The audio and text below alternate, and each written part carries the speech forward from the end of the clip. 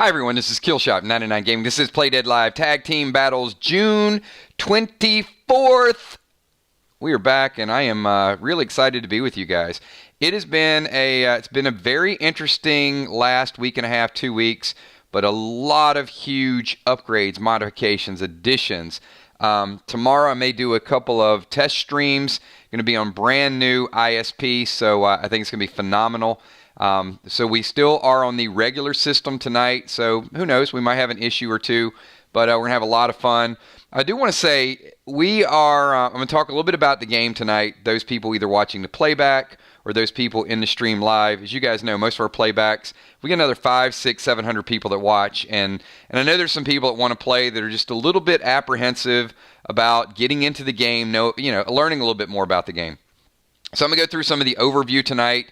Got a huge bundle tonight with a awesome piece of gear. So we'll get into that. So we're going to do the bundles. We'll do game chat. Now the bad news is, because it is summer and it is the nature of certain games, we do have a couple of cancellations tonight. These had nothing to do with travel and weather.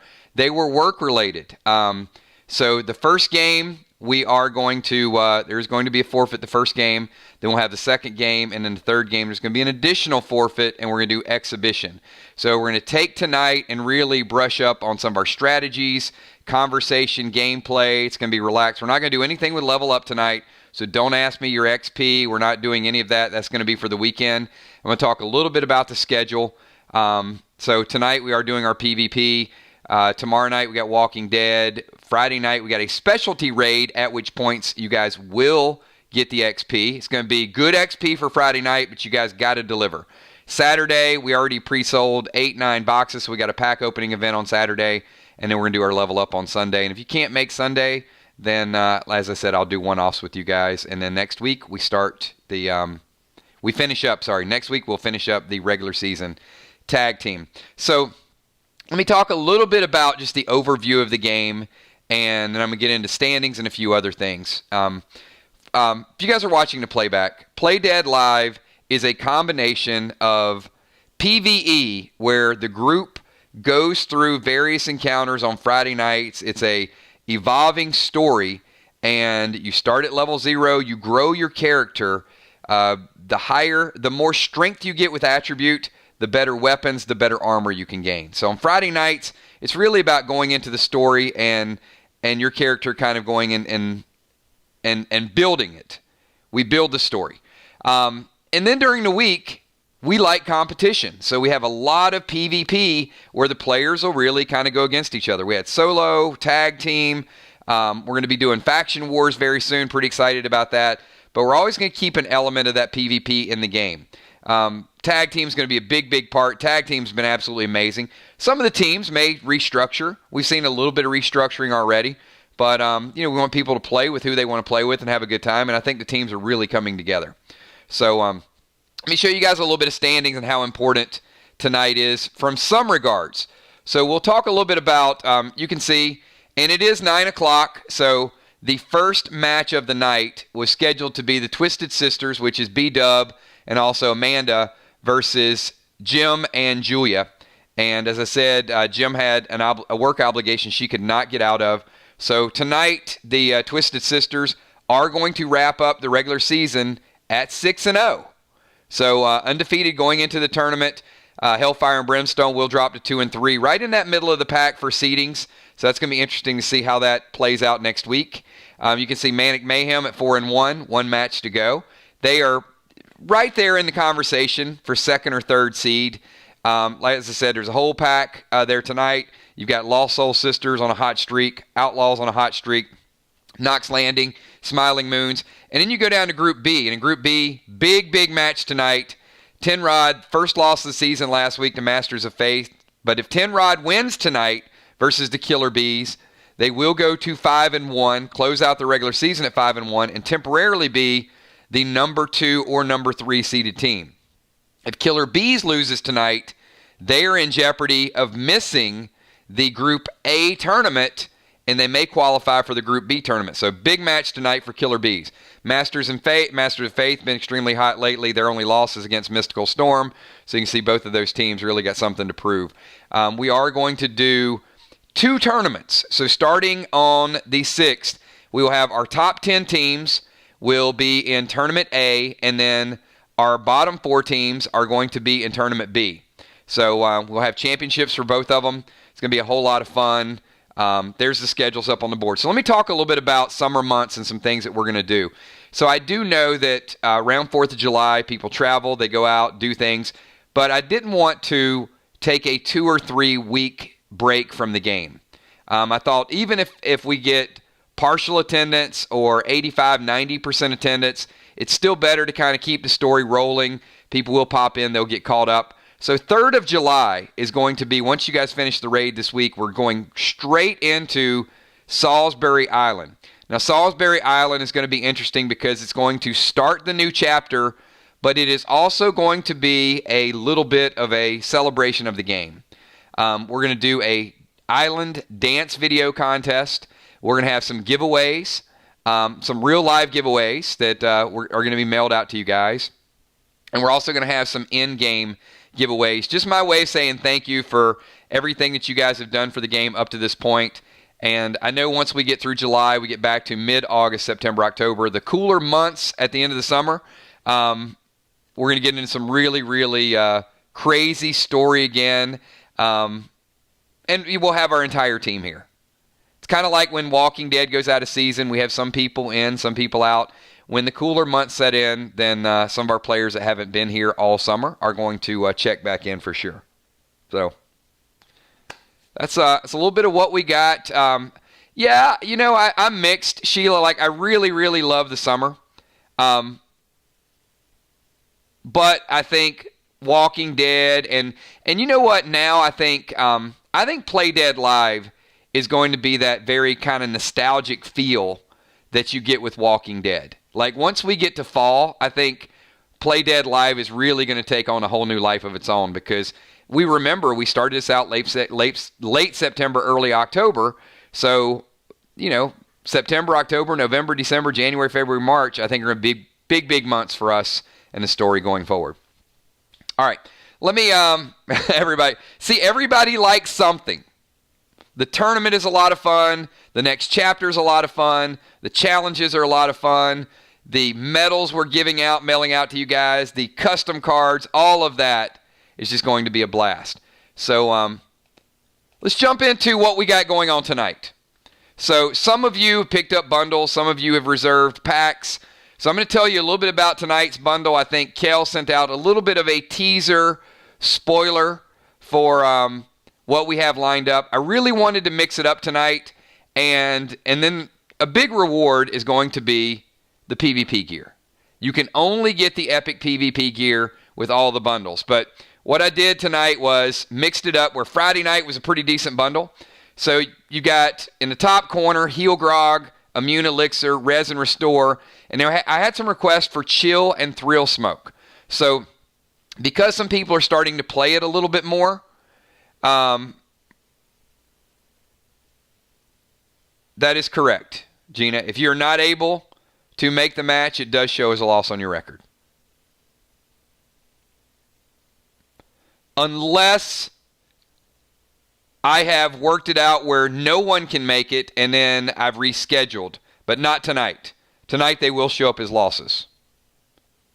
But they haven't been played yet, so that's why they haven't shown up as losses.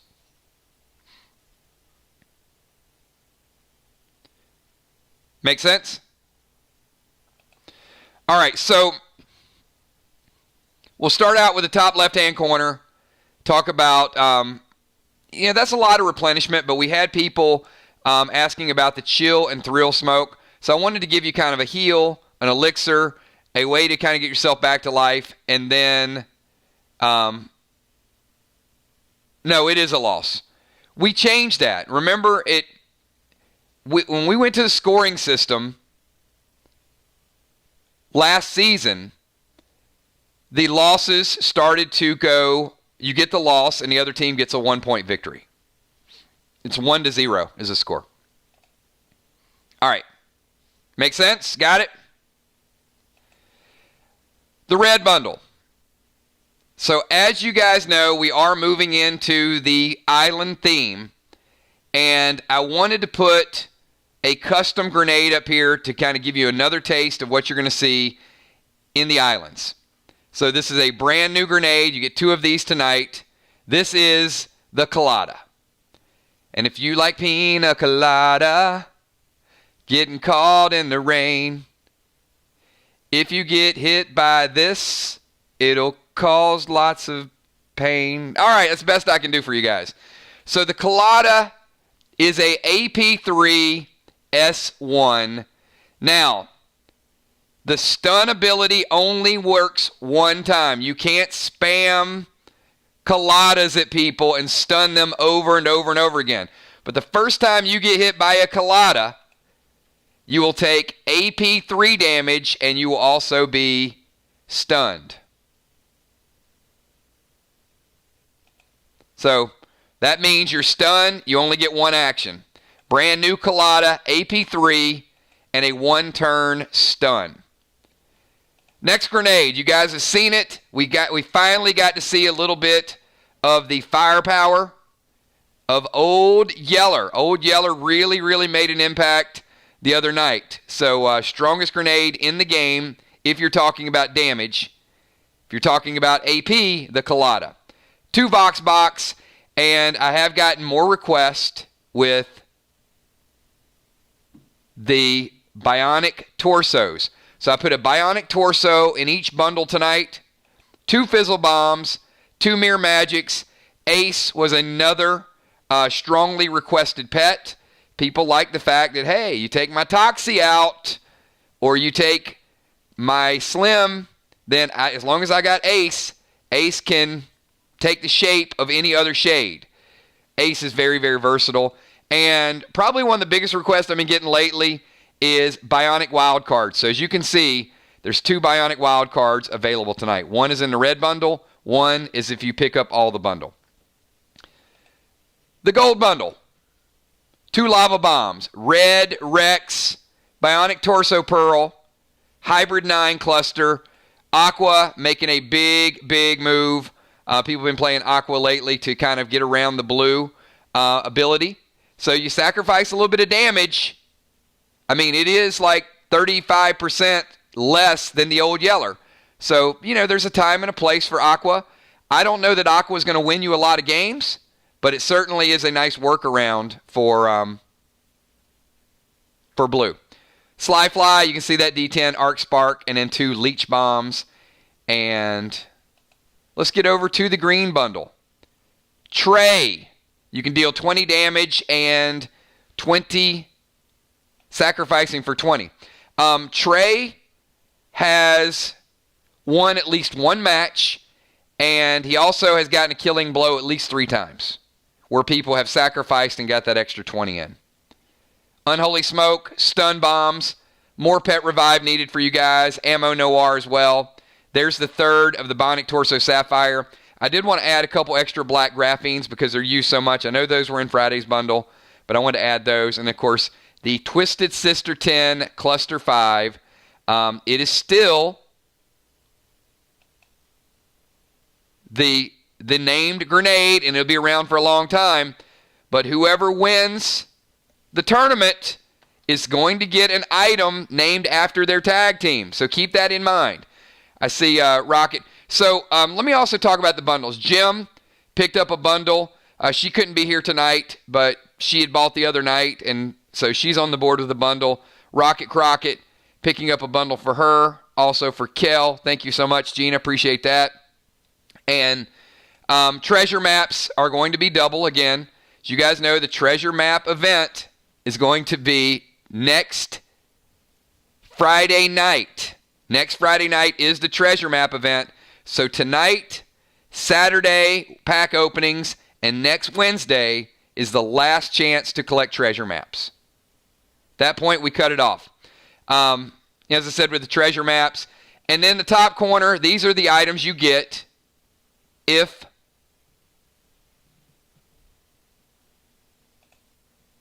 you pick up all the other bundles. Fury 4 potion, silver skins, by big request. Bionic axe. So you guys know, you collect 10 of the hammers, you level up, then you got to come back, you got to collect the hammer and the axe. That is the second level of it. So people have said, hey, we need more of those axe. And there it is. So there's the axe, the silver skins, and also a second Bionic wild card. And the big news is this battle chest. It is H3 PR3. I see B-Dub picking up a bundle for each of the Twisted Sisters. Animal going red and green. All right. So as you guys know, this is a brand new piece of gear. Who wants to take a stab at the PR ability? Yeah, I see you, Trigger. But I'll tell you, after I tell you what it is, everybody's going to want this. It is the first piece of armor ever to have this ability.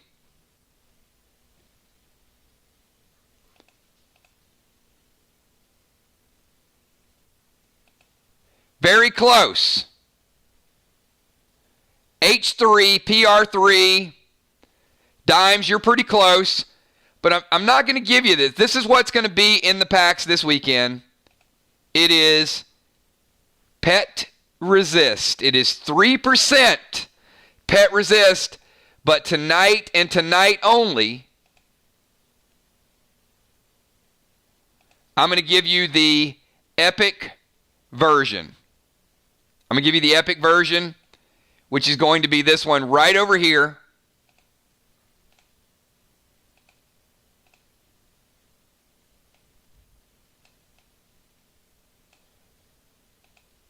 And that means it is a H3D3 plus another H4. So it is a H7D3 Pet Resist 5. So when that pet comes in and hits you, now you have 5 points of... Hey, how many people have just been on the edge and said, oh my God, I'm going to get hit with a couple pets, I'm in trouble. Well, now 5%. Rex comes in,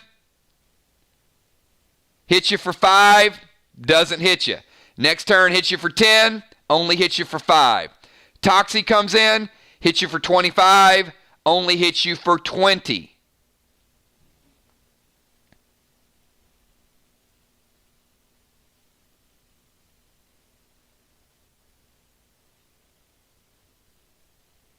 So, brand new.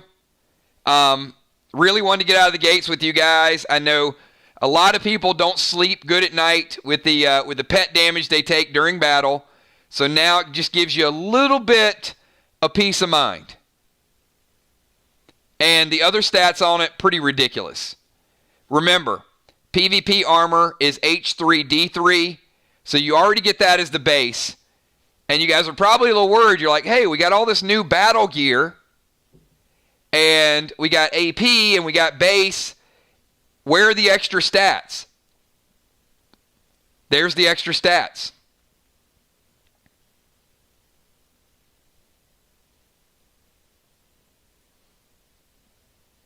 So, certainly going to make it a lot of fun. Big for you, Amanda, as well. Because the first thing that means is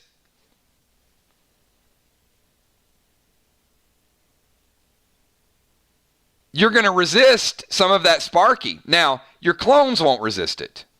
You still split the damage. But you will. All right, we got a couple more people picking up bundles. We got, I see you. I see Trigger picking up all the bundles.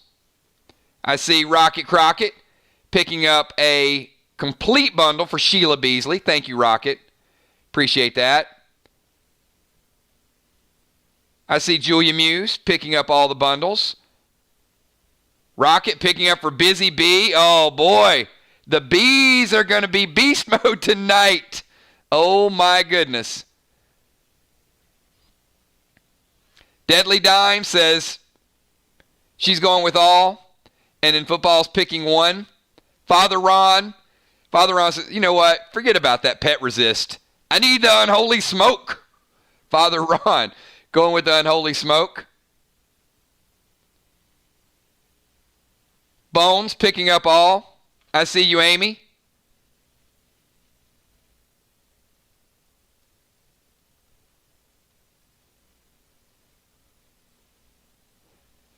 B-Dub. Hooking football. Hey, football, no need to pick. B-Dub's got you in the house. Will the Bill picking up that red bundle with the brand new Will likes pina coladas and causing lots of pain.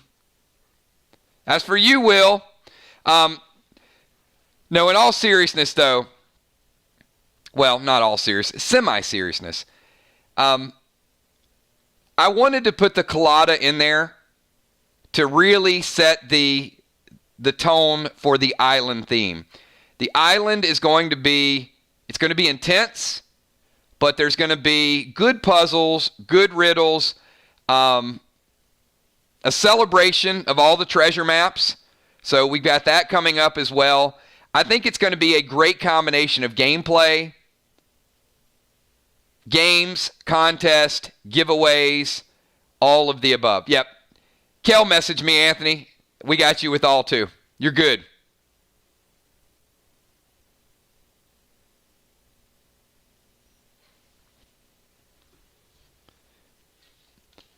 And I think when we get to kind of the core and people don't understand what Play Dead Live is, of all the ways I would describe it, I think the one thing that I'm most proud of the game is the balance between the in-game and out-of-game. And this is what I mean by that. You see it tonight, right? There's people that they love playing games with each other. They love hanging out, the social aspect. And we have a lot of people that will pick up a bundle here, for somebody. And then later on, you'll see somebody pick one up for somebody else. So that's what I mean by in-game and out-of-game. But also the fact that we do trading cards, real-life trading cards that we send to you guys that are out-of-game as well. I mean, imagine Anthony the Emperor when he gets his first Emperor card. Will the Bill. And Will with the next PDL sponsor. I promised Will that I would be sending him his own Will the Bill card. Will's been a long-time PDL sponsor. And then he got the pack, and it wasn't him. He's like, Kills, dude, give me the PDL pack with me. So, that's what I mean by the balance, is good in-game and good out-of-game combination.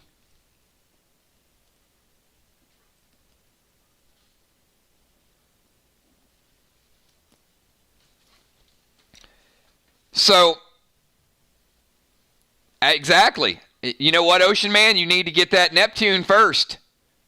How about a picture of Ocean Man with that Neptune? Oh, man. So we got some really good storylines. Is Ocean Man going to get a Neptune?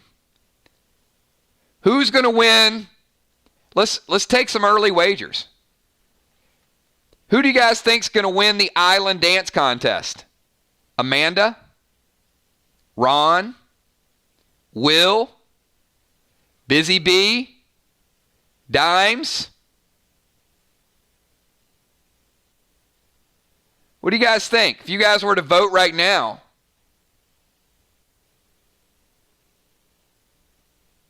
I mean, they've all done some pretty good videos.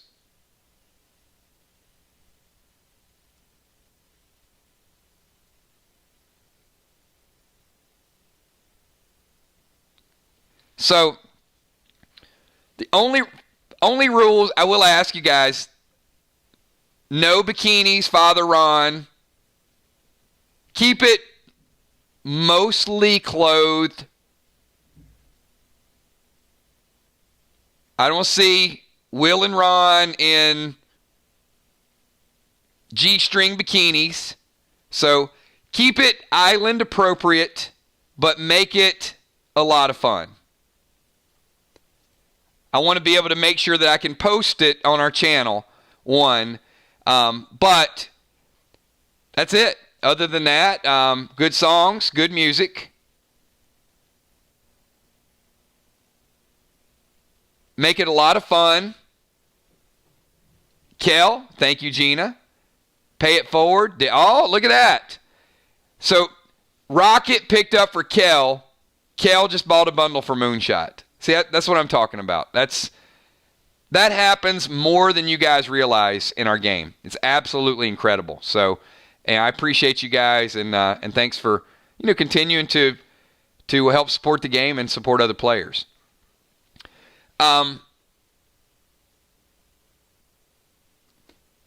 Is there anybody here? I might have missed it, Amanda. Oh yeah, what? I didn't read it, but that was my theme. So that's why I changed the topic. So Amanda says, I'm going to love the item with lots of dancing, or love the island with lots of dancing. Yeah, absolutely.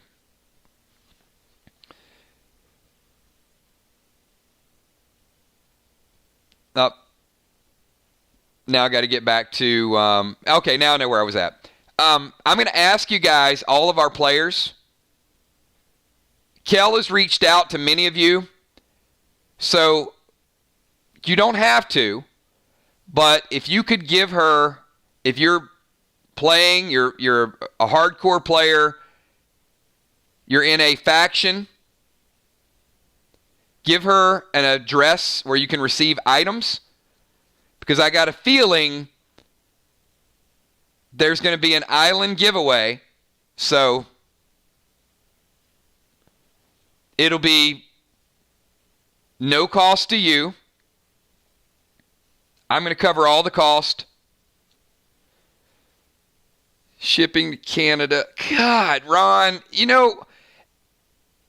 I love doing giveaways, but boy, every time it's a giveaway and I know we got to ship something to Canada, I'm thinking, man, I'm trying to build a wall in my backyard and I can't get it built because we always ship items to Canada, and it's so expensive.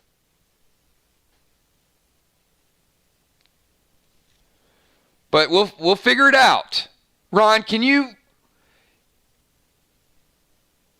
we ship it to Dimes in Wisconsin and have Ron just go over and pick it up? Would that be cheaper, Kel? Yeah, I think I want to do something like that. Animal, picking up the entire slate of items. So yeah, I want to figure out something like, or Dimes, can we ship it to you and you can just kind of throw it to Ron? It can't be that far. All right, but yeah, we'll figure it out. So, I want you guys to get in your factions. We've already had slogans and things and events, but we're going to do a giveaway, and that's why I said Salisbury Island is going to be a great mix of in-game items, in-game fun, out-of-game contest, and out-of-game items.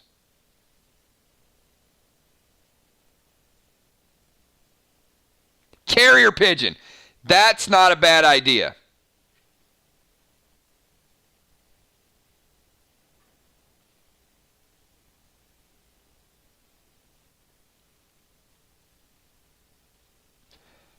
All right. Yep. In all seriousness, though, more to come. We've got a lot of things behind the scenes that we're working on, and hopefully, we'll continue to kind of, make these long-term mementos and memories. So again, I want to apologize just for the last maybe week. Hasn't been as sharp and crisp, and we've been juggling some things, right? Holidays, construction, work schedule. But we're going to be back in full effect very soon. We ain't going anywhere. So your game is safe, and you guys keep showing up, playing every night, and we'll keep making this thing bigger and more awesome than ever. We're 7 months. We're getting ready to turn the corner. 7 months, guys. So should be extremely proud of that. All right.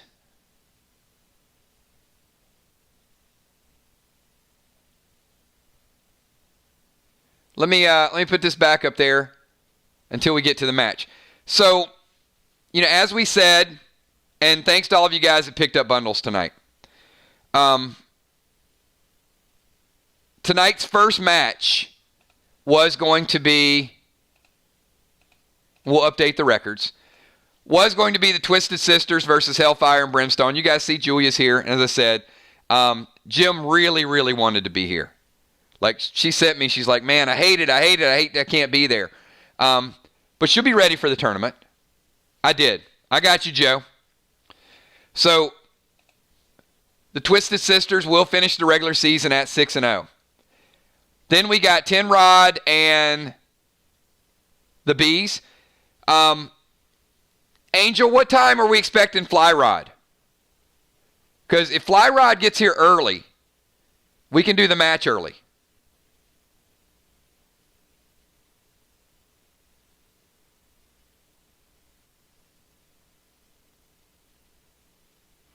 If not, we've got some exhibitions set up for you guys.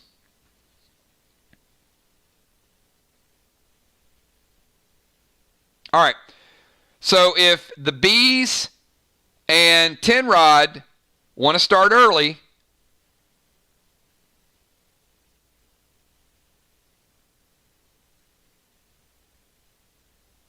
look at that. Is that Kansas?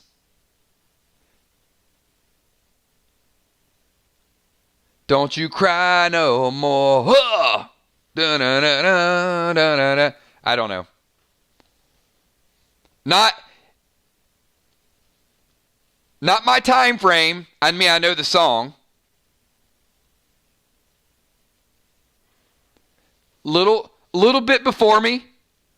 But, yeah. Still love it.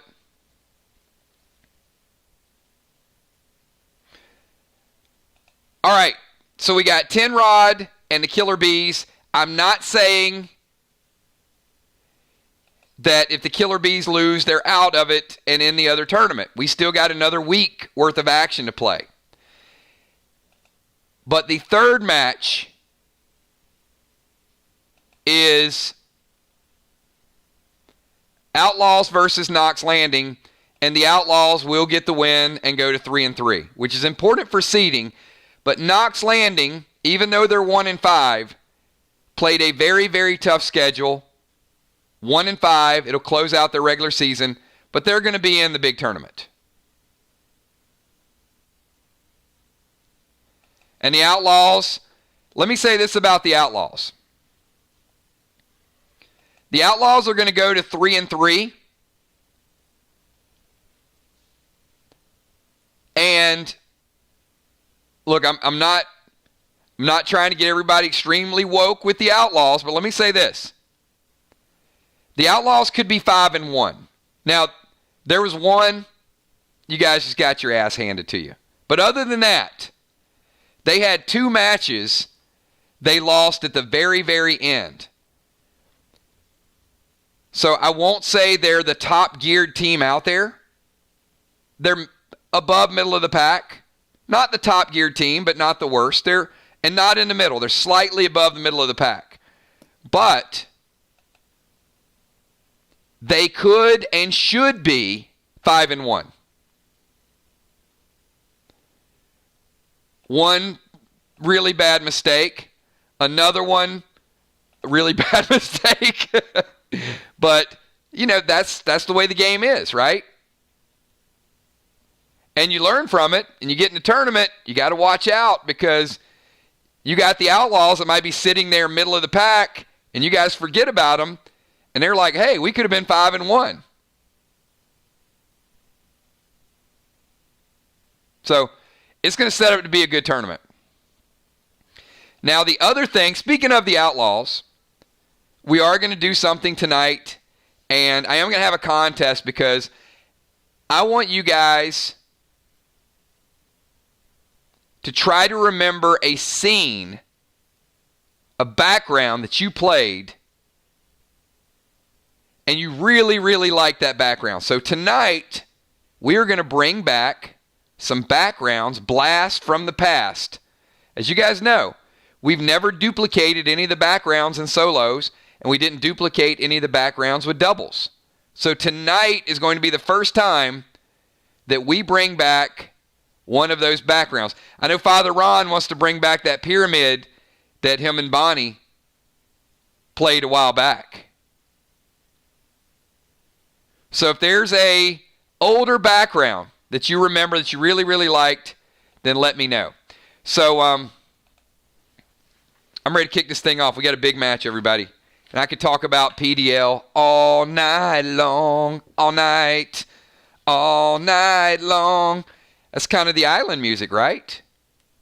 Getting everybody in the Salisbury Island mode.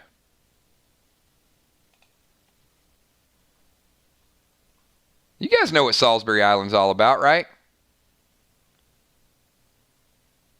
Or did you forget? Maybe you need a reminder.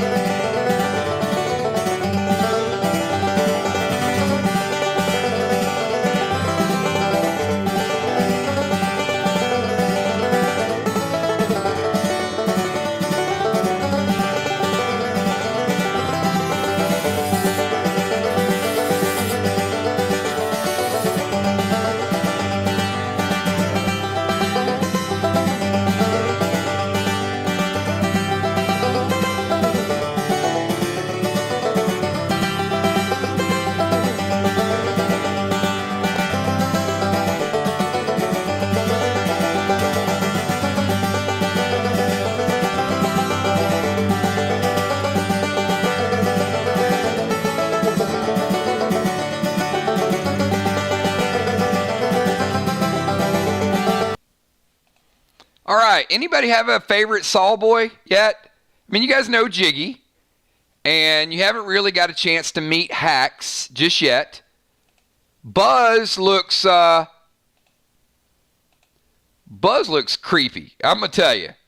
And then Rip. I'm just wondering if you guys have one that you think that you're going to be more familiar with maybe than the other. I mean, I think they're all going to be crowd favorites. Rip, Hax, Buzz. And you guys have known Jiggy for a couple of months.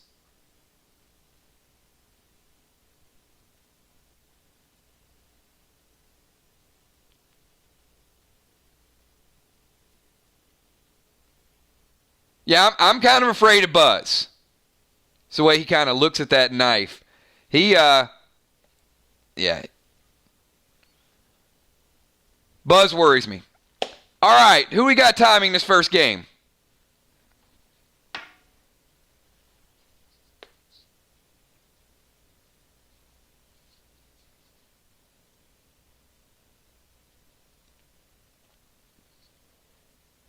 All right, we got Julia Mew's going to time it. So, Julia, do me a favor. I need a 30-second timer. Can I get Busy Bee, Sheila, Ben, and Fly Rod? All of you can do me a big favor and let me know tapes and elixirs. Tapes and elixirs, please. Ben, it's going red graph, black graph, and Elysium.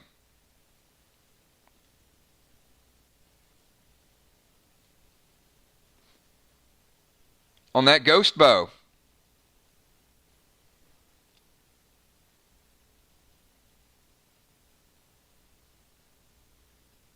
Ben, let me know if you're using an elixir.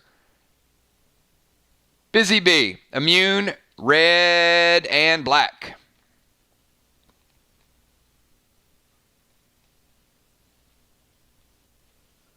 All right. Sheila going immune.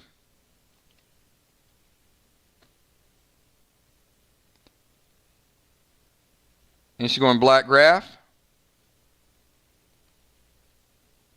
Eli on that arc mask. And also on the TS10.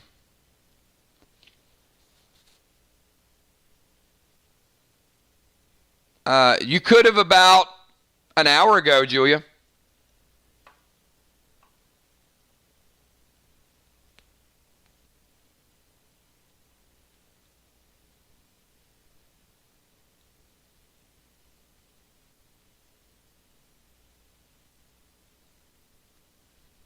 And I get Fly Rod is going immune.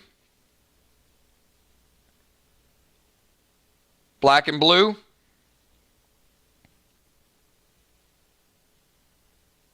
And Elysium protecting that grog.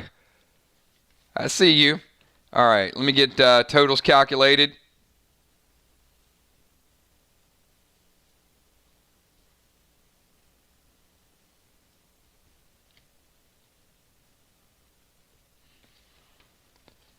All right, it's going to be a whole lot of fun tonight. So we're going to start it out with, let's get the map up for you guys so you guys can see.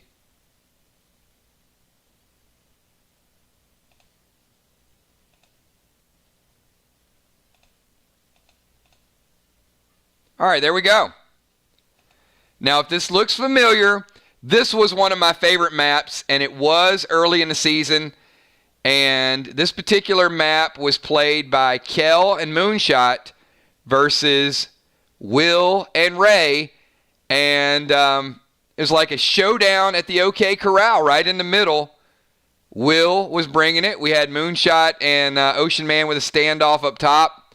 But it really went down to the wire. So, yeah, this was a lot of fun. One of my favorite backgrounds. So here's the order we're going to go with tonight. We're going to go with Ben, Sheila, Fly Rod, and Busy Bee will be closing it out. So, Ben, we're going to start it out with you. Let's get a 20-second timer for Tin Man. And we are live, everybody. The clock is rolling.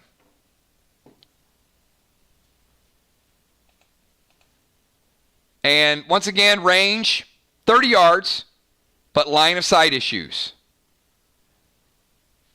Everybody's in range, you're good, but you do have line of sight issues that will come into play. Because everybody's behind something right now. Sheila's fired up tonight, by the way. You guys better watch out. Scares me when Beasley's this fired up.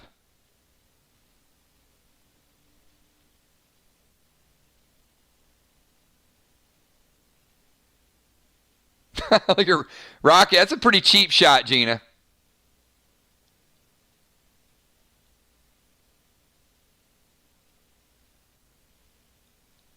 All right. If you summon Red Toxie, 1, I need a target. Number 2, you can only do 1 Fizzle Bomb if you summon Red Toxie. So you can summon Red Toxie, give me a target, and you can pick 1 Fizzle Bomb and who you're going to have that on as well.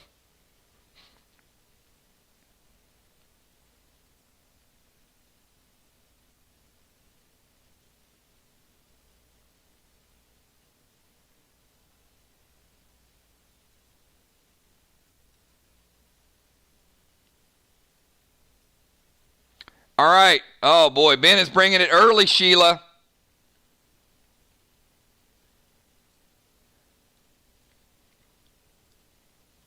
Red Toxie, and he's going Fizzle.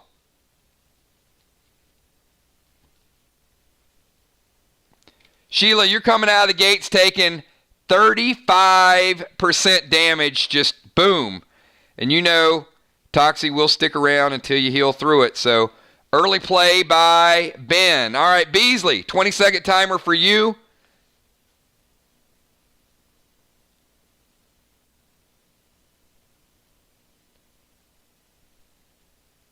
Not even, Ben is not even shy about it today. No setup strategy, just right out of the gates.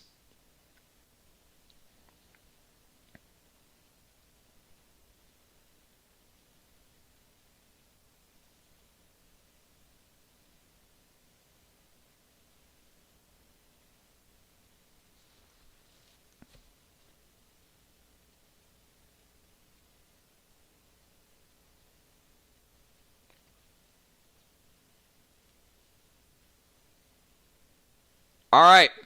Beasley's going fizzle to Ben and stun to Fly.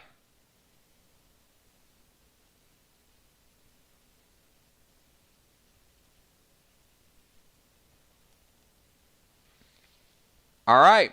Choosing to let the Toxin ride. All right. Let's go to Fly Rod. Fly Rod. 20-second timer for you.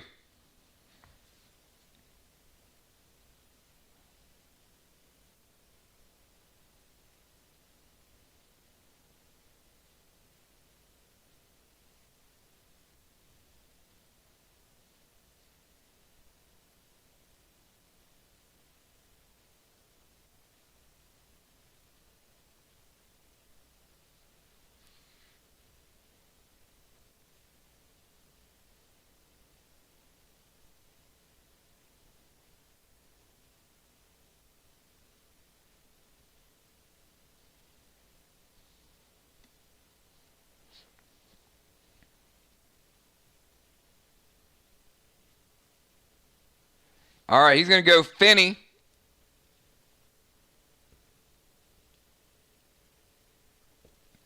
To Sheila. And Leech to Busy.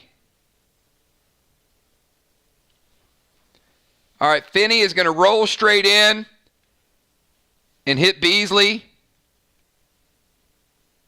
for 10, dropping her down to 55.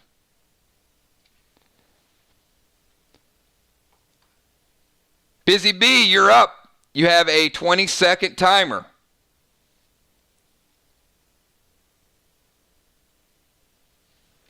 All right, she's going to drop the Flight Smoke.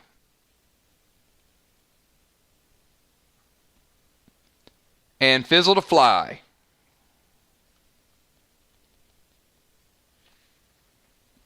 One round in the books, everybody. 10-man. 10-second timer for you.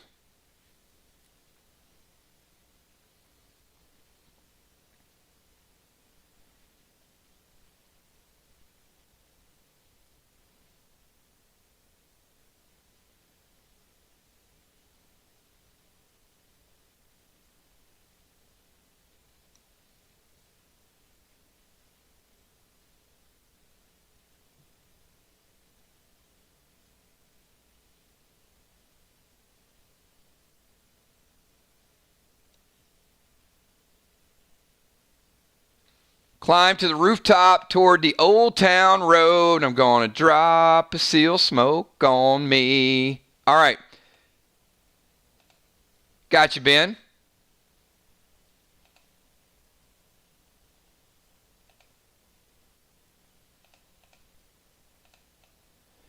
Ben climbing up on the roof and dropping a seal smoke. Ben is sealed. Sheila, you're up, and Red Toxie kicks in for another 35 on you, dropping you down to 20%. You've got Finney biting your ankle, and Red Toxie just did damage. You're down to 20%.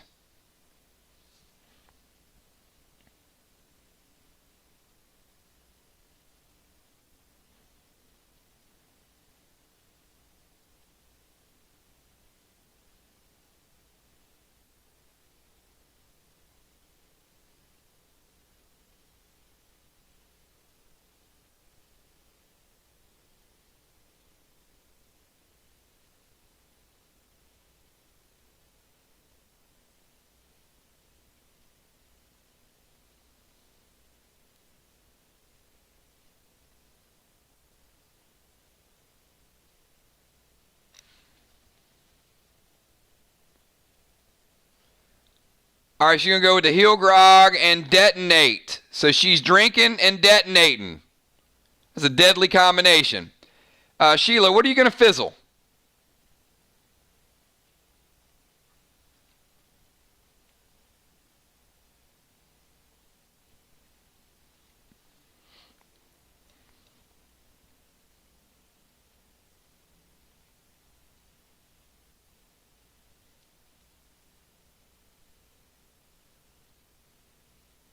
Heal and seal on Ben.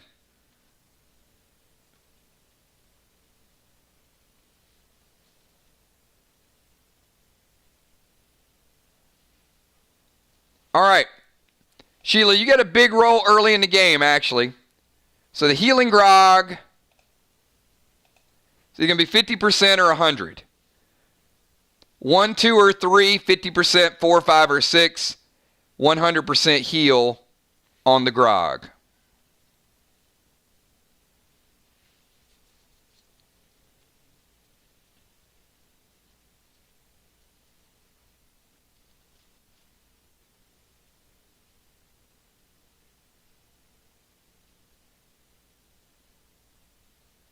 Sheila picks a 5. Is she going to get a full heal? Yes, she is. Yes, she is. Sheila bringing it back to 100%. The grog neutralized. Toxie, but Fly Rod, you're up. And Fly Rod, you got Finny going in to hit Sheila. So as soon as she gets back to 100, Finny hits her a second time, dropping her back down to 90.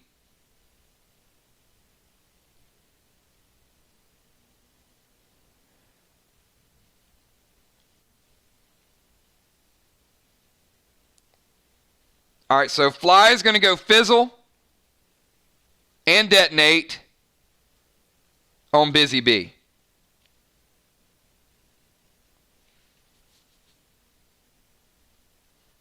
And he's going to steal her grog.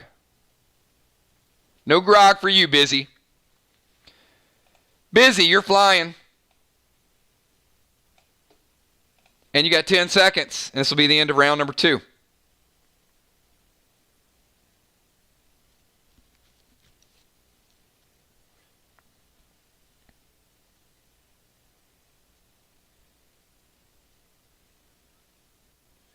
Busy Bee flapping my little bee wings, making my way to Ben and detonate. Busy Bee's flying over here. There you go. Does that look like a flapping move? All right. You're there.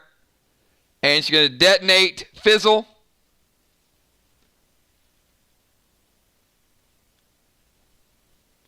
And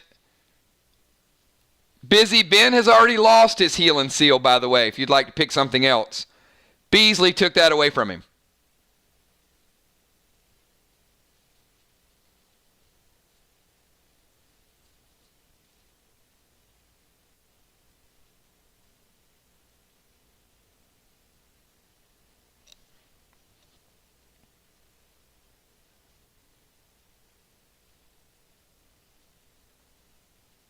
Oh. My bad. Yep, you're right. Fly Rod, you lost your healing seal. Thank you, ma'am.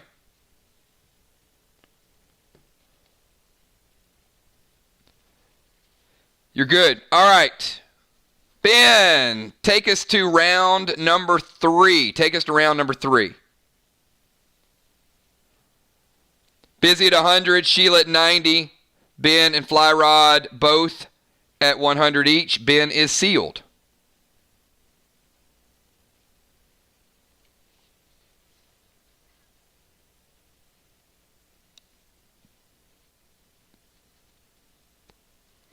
Ghost bow to my flying friend with some yellow plasma.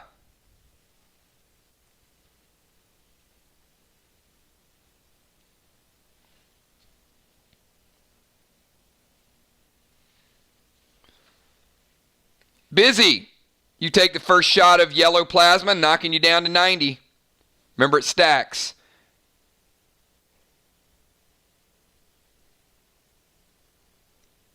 Sheila. You got Finny at your ankles.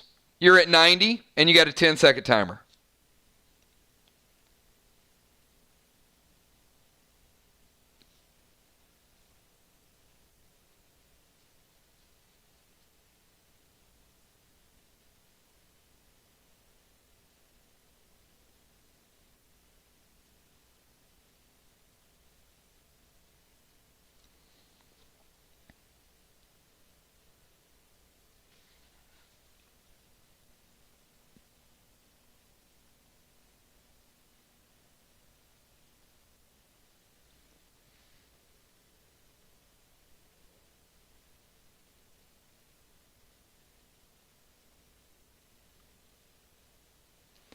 Can't do both, Sheila. If you kill Finney, that is your attack. If you leave Finney, you're going to take another 10, and Finney's gone with his third hit. So you can attack Finney and kill him, or you can take 10% and then shoot somebody else. Those are your options.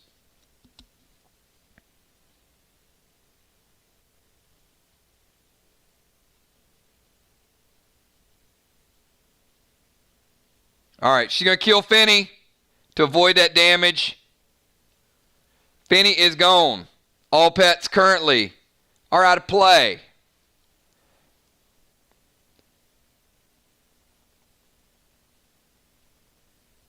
Fly Rod, you're up. 10-second timer.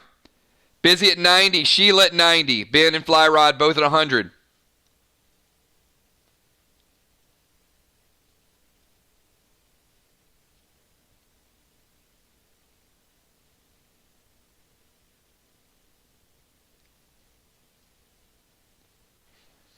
All right, Fly Rod's going to bring another fizzle into play. And he's going to go ahead and detonate it, get rid of that heal potion.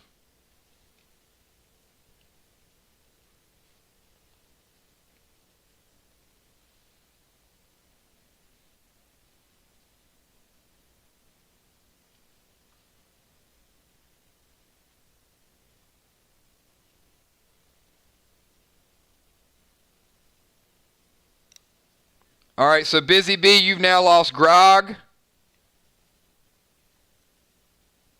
and a healing potion. And you're up, Busy. 10 seconds for you. You're still flying.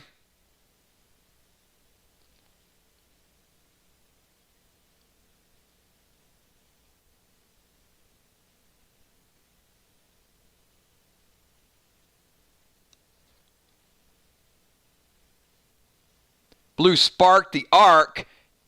Hold on. What? What are you doing to me here? All right, Blue Spark the Arc. I'm assuming you're going to Blue Spark yourself by that little jingle.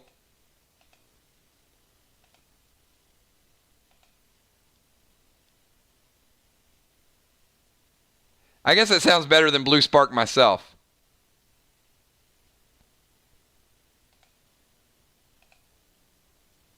All right. So she's going to Blue Spark herself. She's going to make her double size, double damage. That was a big flying machine right there.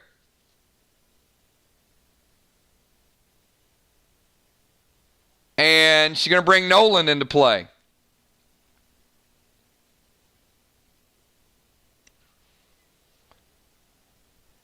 And you do land. Like Godzilla. That might be a little too big. There you go. Busy and Nolan have landed. All right, 10 man. 10 seconds for you.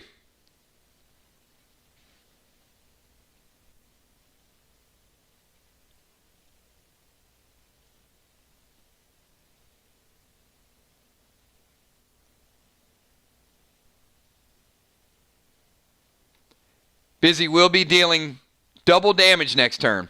Detonate Fizzle on Sheila and take Heal and Seal.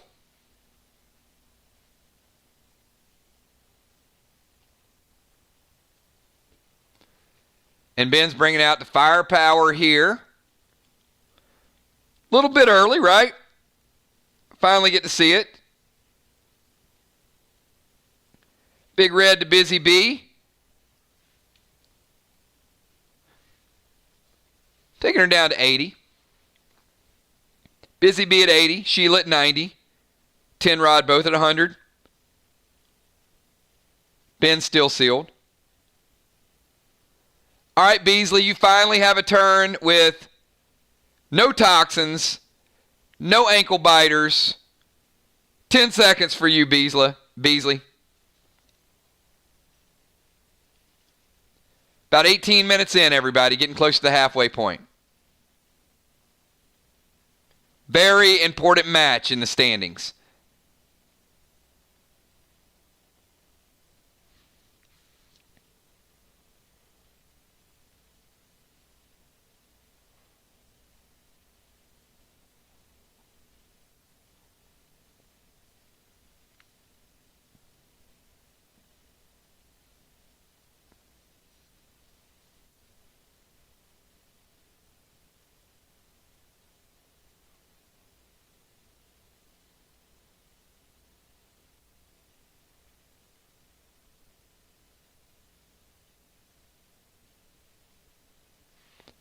Beasley's going to bring out Nolan. Rolling with Nolan. And Wargo, Ammo, Noir to Ben.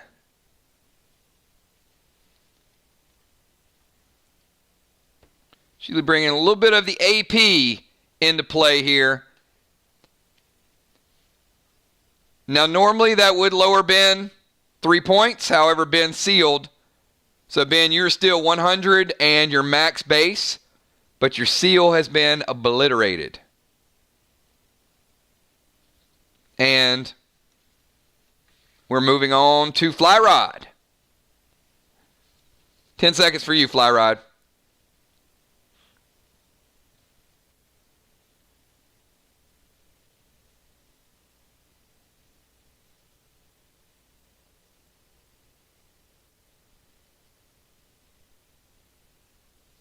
Fly Rod throwing a third fizzle out there. What are you going to fizzle, Fly Rod?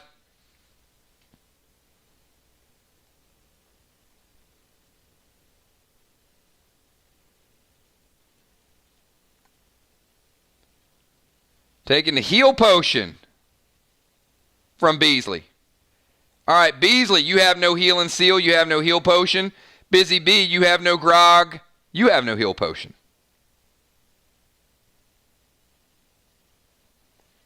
Busy, you're up. Double damage. Godzilla, Busy Bee.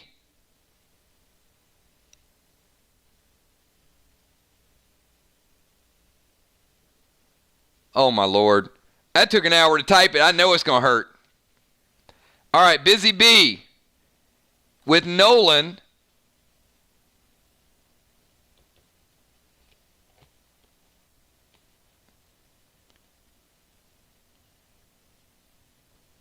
Going TS10. And then she's going with a TS10.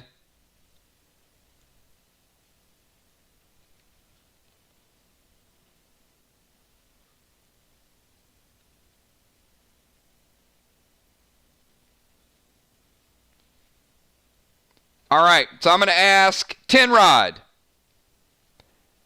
You got 2 TS10s.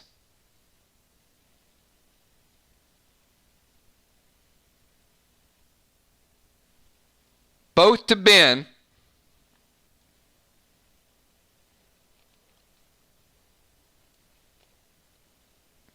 All right, Fly Rod is going to bring a blue, which is going to prevent one of them. Let me get these down, because it's going to hurt a little bit.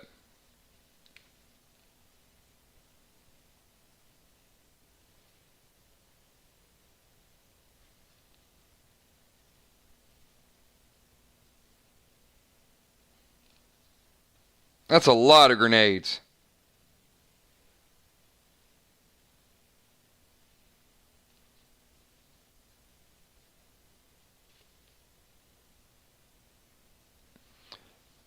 All right, Fly Rod summons a blue, but remember, blue only prevents one of them. So, all right, it goes like this. Busy Bee, who is double damage, by the way.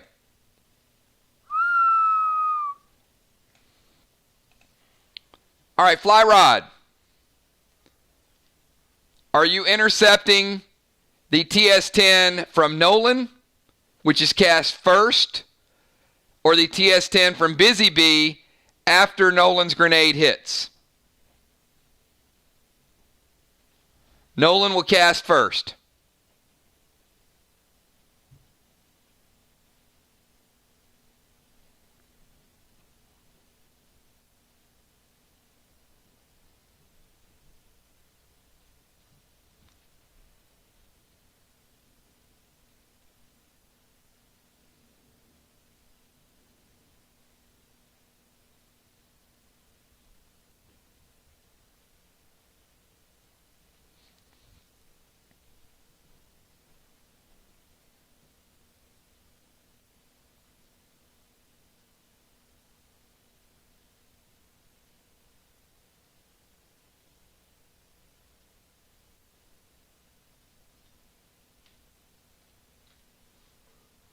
All right, so again, are you going to prevent Nolan's TS10, which will hit first, or let that hit and then prevent Busy's TS10?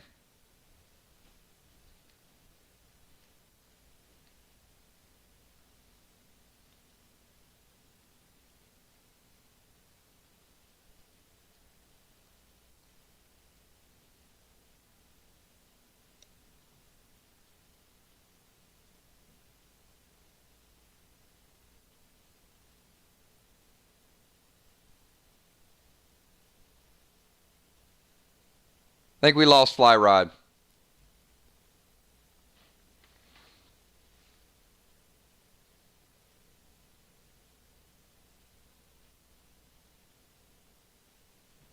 Am I coming through okay? Can you guys still hear me okay?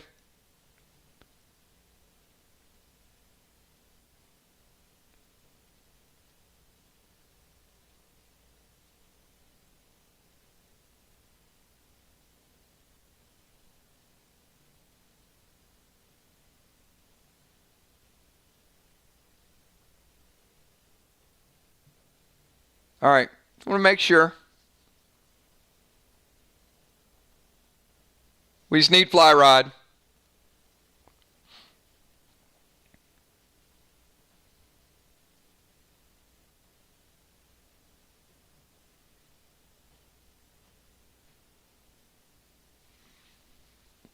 All right, good. I'm coming through loud and clear.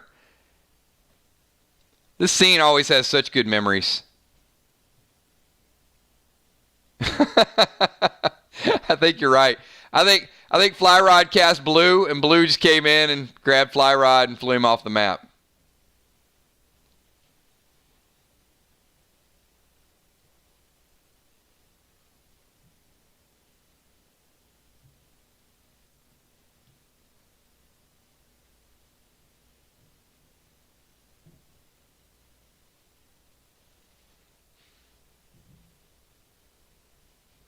All right.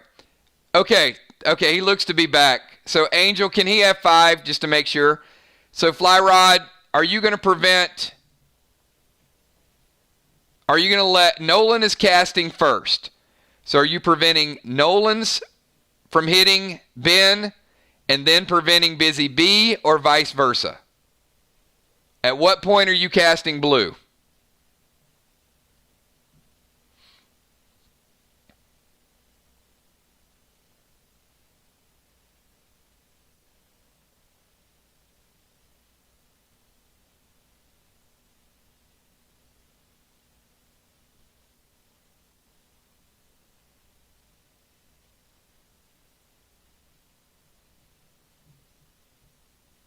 Okay. I talk to myself because there is no one to talk to.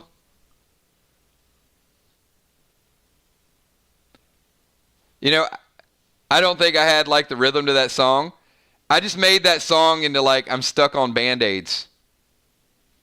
I just took a rap song and made it into a commercial.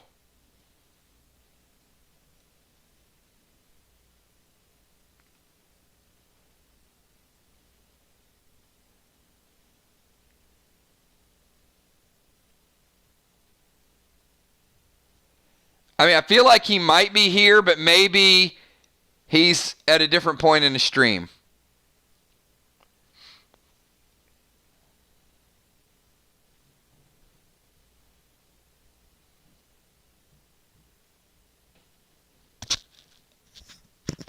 Yeah, I'm going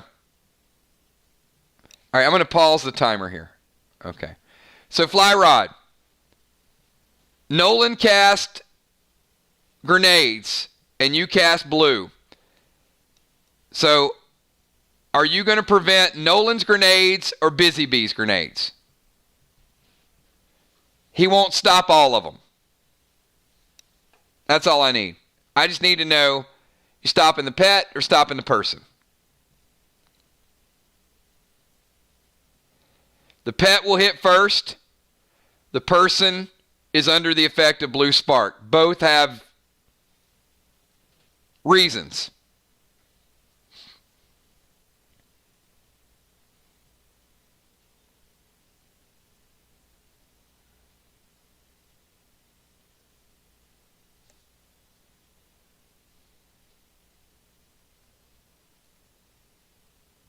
All right. So, Nolan casts the first set of grenades like that. Fly Rod immediately sees that. He releases blue. Blue goes in, carries the grenades away. Never happens. Busy Bee throws her set of grenades, and she is Big Busy Bee, and she does double damage. That's why we ask. So Busy Bee does double damage with her set of grenades. So instead of hitting for 30, Busy Bee hits for 60. Ben.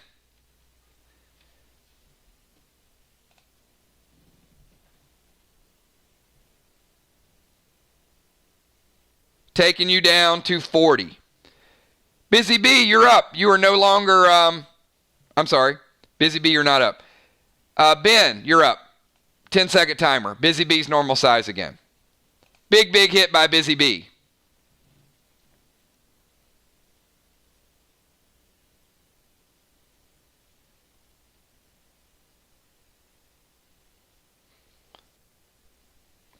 You know what? I've been telling you guys to play Sparks for like 2 months.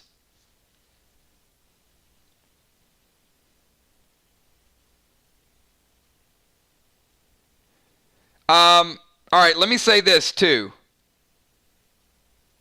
All right. Ben is going Mustard Bomb.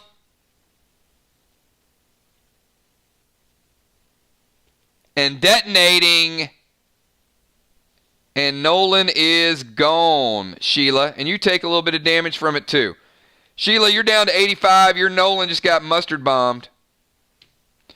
Sheila, you're up. There'll be no double grenade tossing for you.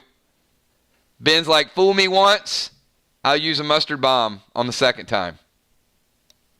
Give Sheila Beasley a 10-second timer.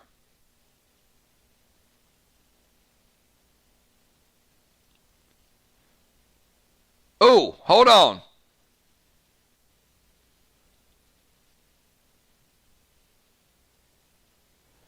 Ben. Let's back up a little bit, everybody. Ben casts Mustard Bomb on Beasley, and as Ben goes to detonate it, Sheila uses her instant ability, Remove Bomb. Never happens. Good move, Sheila. All right.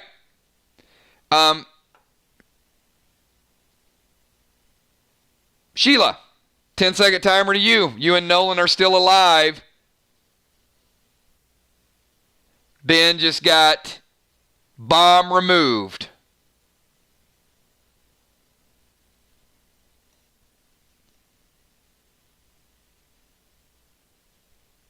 Yeah, you can take cover. Ben drops down out of line of sight.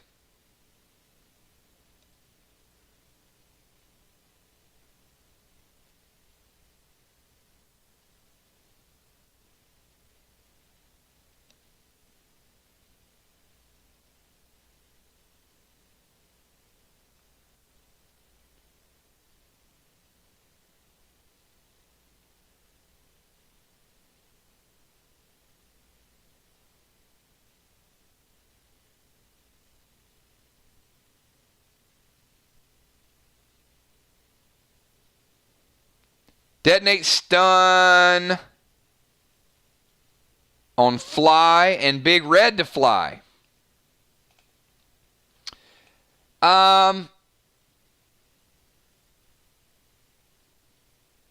Sheila, you got no line of sight to Fly.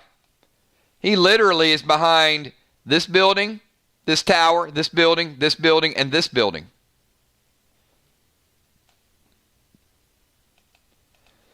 So in order to ensure that you hit him, you literally have to be like over here.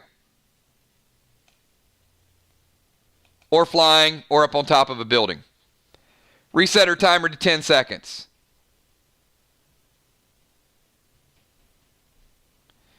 All right, so Sheila's going to detonate stun on Fly.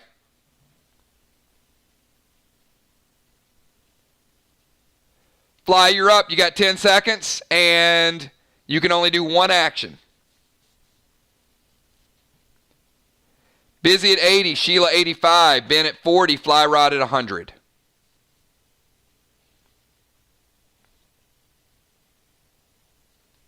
Under 15 minutes to play.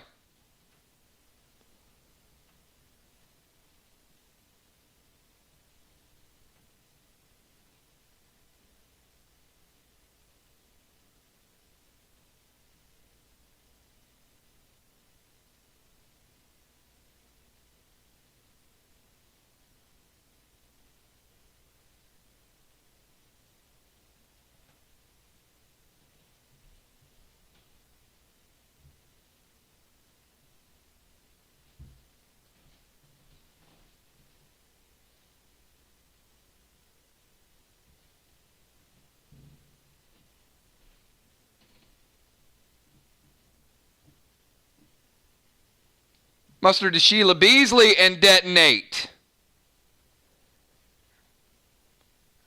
Tried it once. It got removed the second time. Sheila, they really want to get rid of Nolan.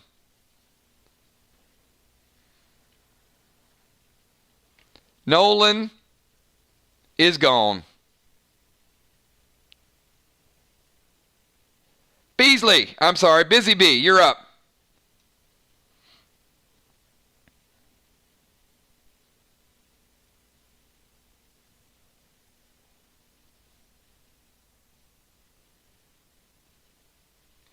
Leech to Ben and Heal and Thrill.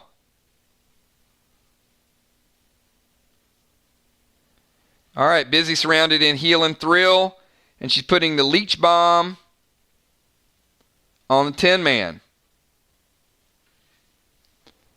Ben, kick us off round number 6. Under 10 minutes to play, everybody. Under 10 minutes to play. Purple effects have been minimized. Ben, you got 10 seconds.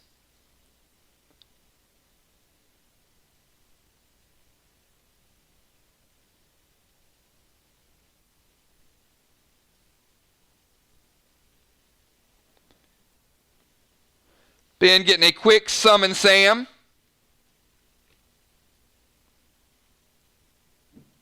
And Sheila, you're taking some AP damage. Remember, Sam hits, knocking you down to 80 and also 14.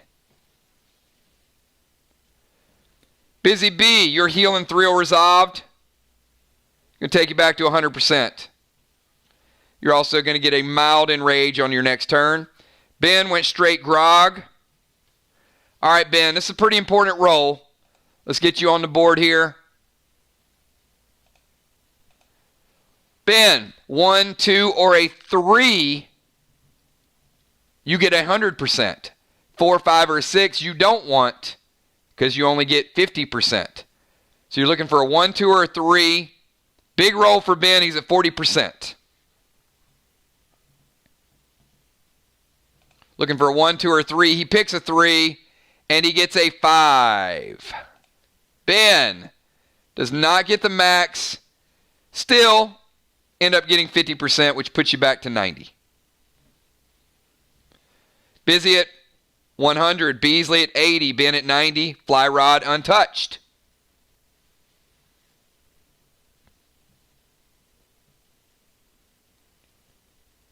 Sheila, you're up. 10 seconds for you. Got a close game. A lot of people have exhausted their heals. So it might come down to damage at the end. Got about 7 minutes to play.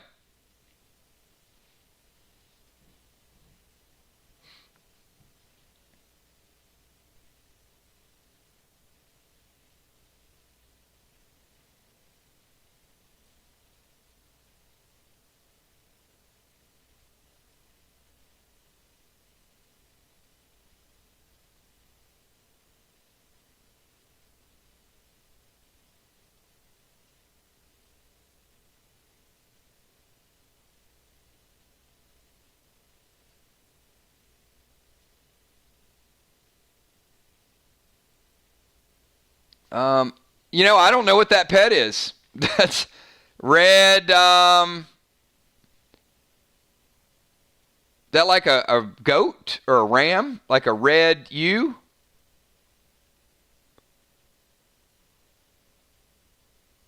Sheila just brought in a brand new pet. Never before seen. But it is red. So it's going to be mean.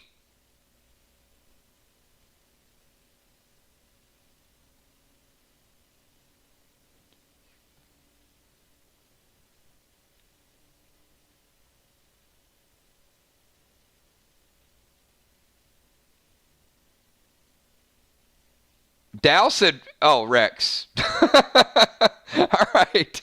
We're bringing Red Rex in the house. I love it. All right, Red Rex.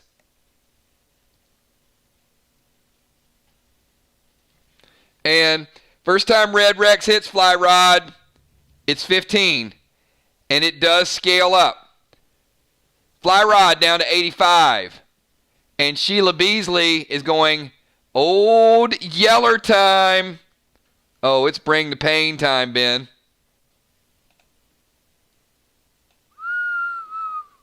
Now, Sheila, I'm going to give you Rex. But line of sight is going to be an issue. He's behind the building. You can throw the grenade if you want to throw Old Yeller.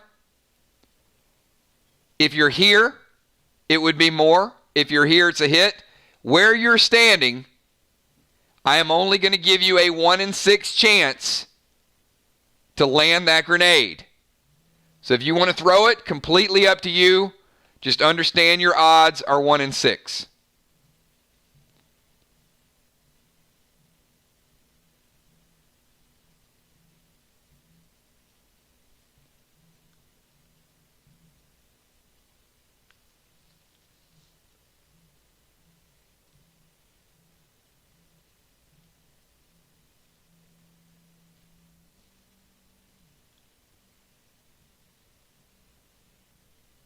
She says, throw it. Oh, I love it. I love a little bit of gambler. All right, well, here's the deal. You never know, right? You need a 4 and a 4 only to hit Ben. You roll a natural 4 here, Ben is taking some serious damage.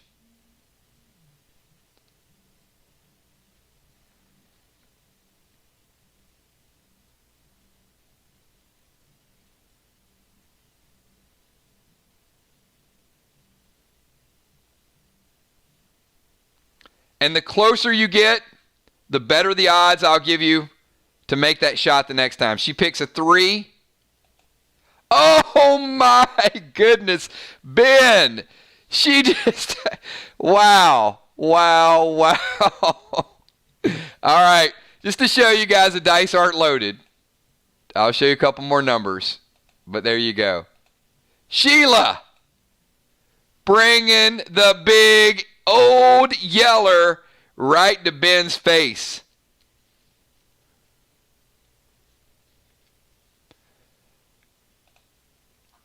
Ben drops you down to 70%. Big hit there. Busy at 100. Sheila at 80. Ben at 70. Fly Rod at 85. The Killer Bees just took the lead on that hit.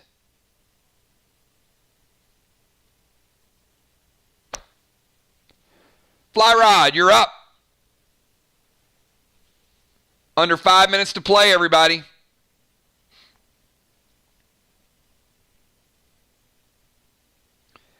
And Fly Rod, you are being attacked. All right. Fly Rod summons a badger. The badger eats Red Rex. Red Rex is no more. And Fly Rod is dropping the Heal and Thrill. So Fly Rod is covered in Heal and Thrill smoke. Hasn't resolved. Busy Bee, you are slightly enraged from your last thrill. And you got 10 seconds. And the badger just ate Red Rex.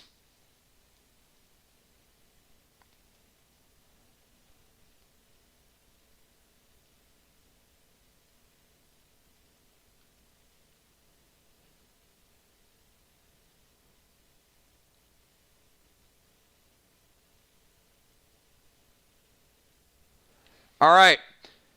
Busy Bee is going to bring her own red Rex to the party. And it's going right after Ben. Ben, you're taking 15. Knocks you down to 55. And you know what? Fly Rod back to 100. His heel and thrill resolves.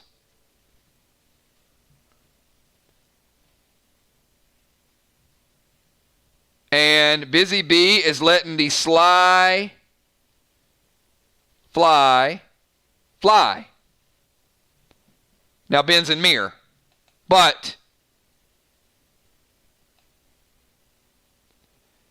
Busy Bee, you have no line of sight either, but you are closer. Proximity matters. So if you want to throw that Sly fly, I'm going to give you a 33% chance.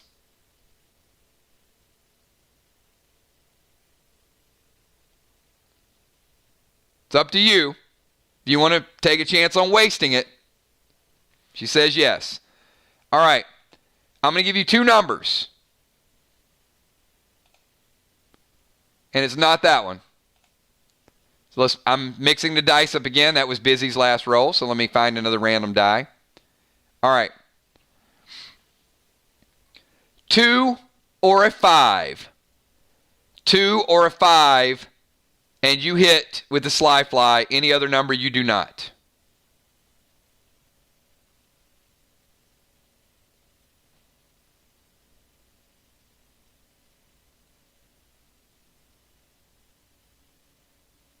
She picks a 6. She needs a 2 or a 5, everybody.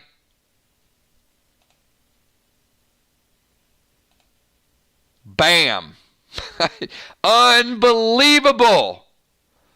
33% chance. And she nails it. And again, I'll show you a few more of them just so you guys know.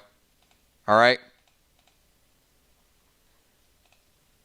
Back-to-back biscuits. They are bringing the biscuits tonight. Ben, you got Sly flied, guy. We're taking you down to 40.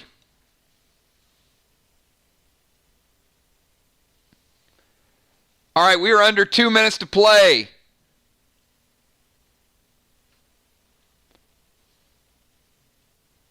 Heels have been cut by 50%.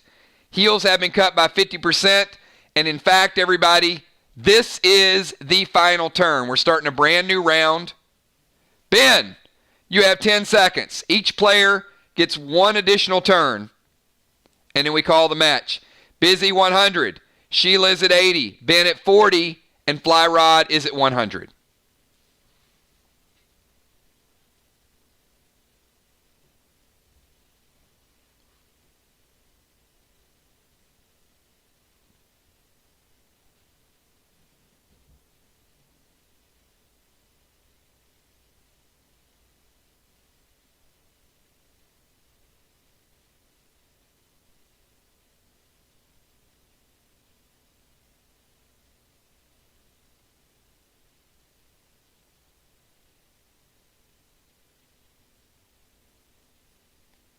You cannot kill Rex and revive. They are both full turn moves.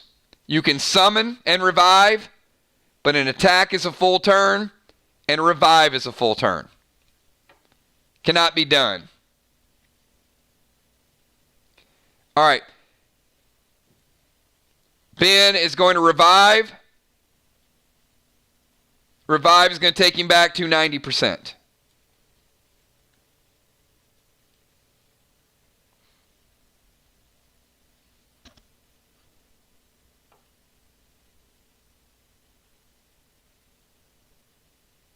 You can summon Owl. Ben, who is the Owl going to target?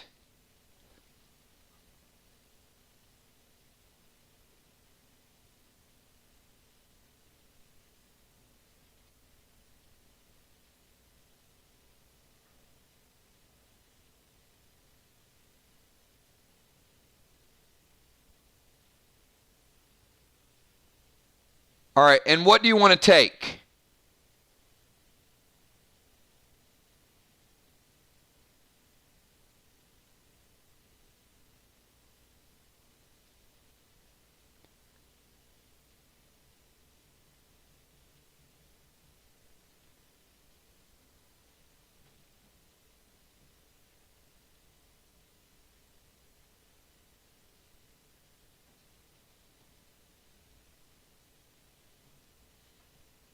The owl cannot take weapons, cannot take armor.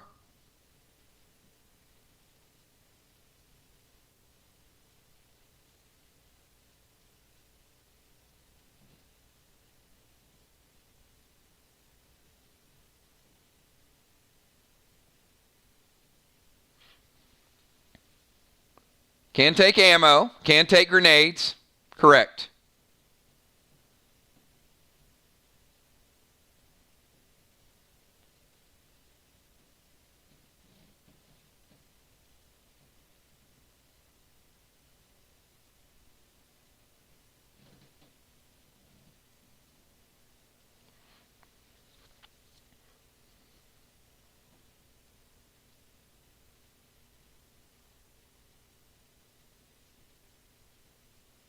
All right.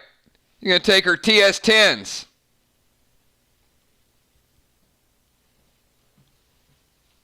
Can't take pets. All right, Beasley. You're up. The owl just took your TS-10s out of play.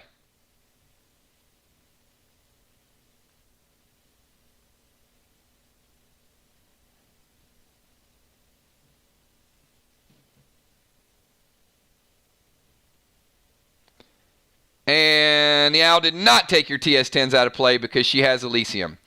All right, Ben, backtrack. Can't take the TS-10s. She locked them down at the beginning. The big no way. Not happening.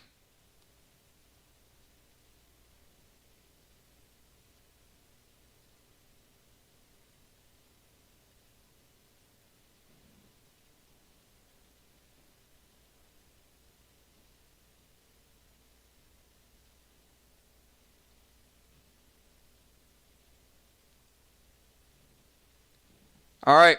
Old Yellers are out of play then. You got it. All right, Beasley. Back to you. 10-second timer.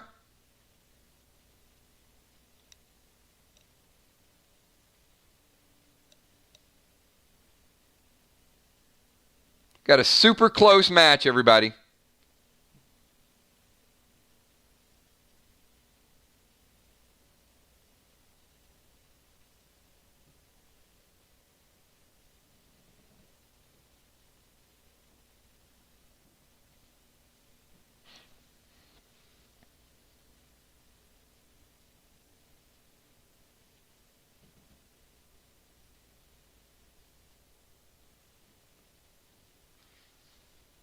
Beasley's going to drop Heal and Thrill. So she's surrounded by Heal and Thrill smoke. And she's going to summon Slim to Fly Rod. Fly Rod's going to knock you down to 90. Busy at 100. Sheila is at 80, but surrounded by Heal and Thrill smoke. Ben is at 90. Fly Rod is at 90. Fly Rod is taking Tank Page 1. Prevents the damage. Fly Rod's still at 100. Very, very close match going down to the wire. Fly Rod, you're up. You have a 10-second timer.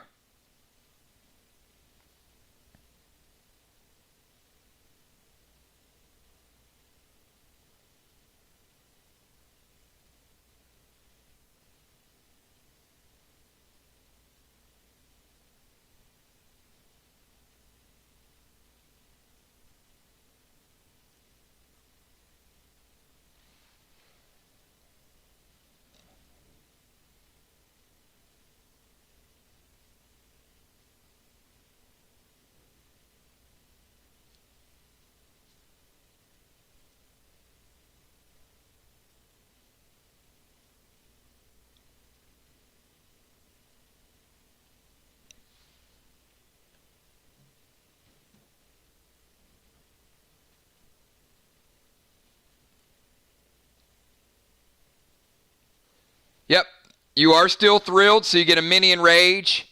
Space 6.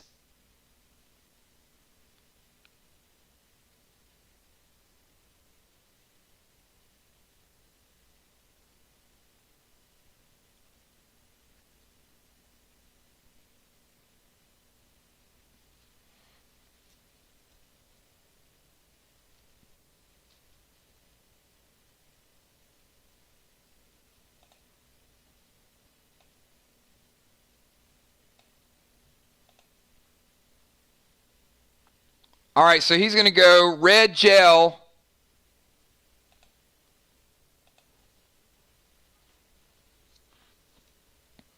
So fly rod, who's the target?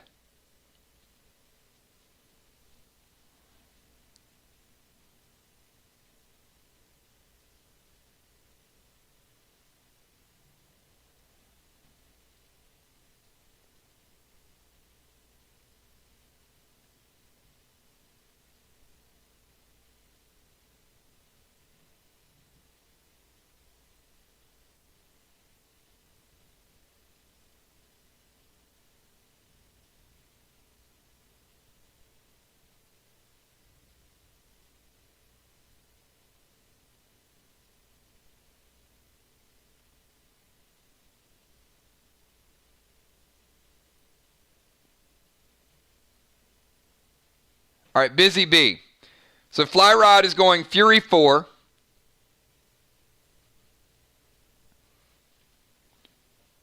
Yeah, Busy Bee.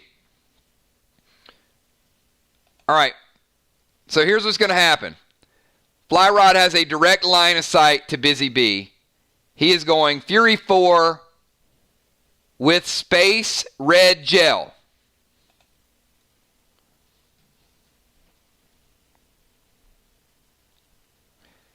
All right, first and foremost, Sheila Beasley's Heal and Thrill resolves, giving her 25% back, bringing her back up to 100. That's important. Fly rod is dealing the heat right now. Fury 4 with red gel is going to be a big hit.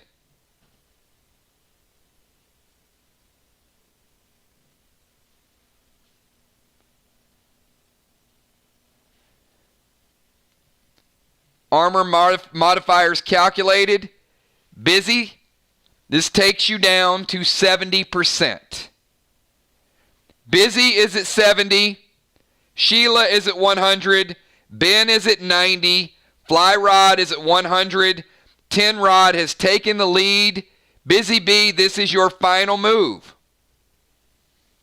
10-second timer. And we'll start with Red Rex, which Ben did not kill, is going to hit Tin Man for 20%. You can't summon Toxie because Red Rex is still out. That's his second hit. So Toxie cannot come into play.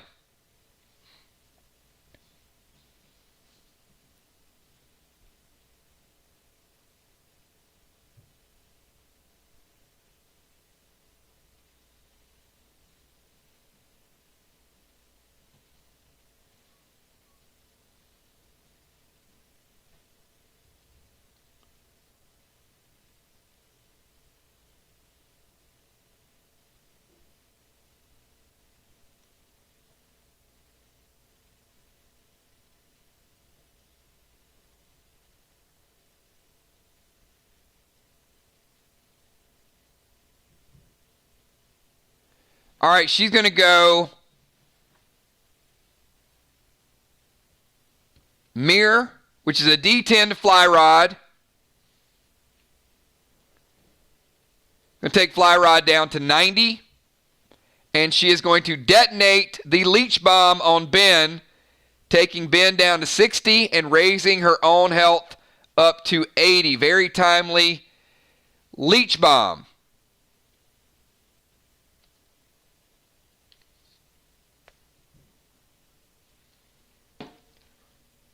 And overall, Busy Bee at 80. Sheila 100. Ben 60%. Fly Rod 90%. The Killer Bees pull off a very, very close battle. Big hit by Fly Rod at the end. Red Rex. And also the Leech Bomb. 20-point swing with the Leech Bomb at the very, very end. 6-4. Killer Bees get the victory. Great match, everybody. And the standings just got really, really crowded. Check this out.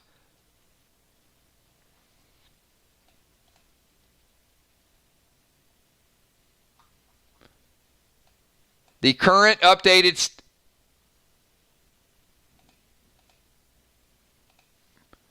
all right.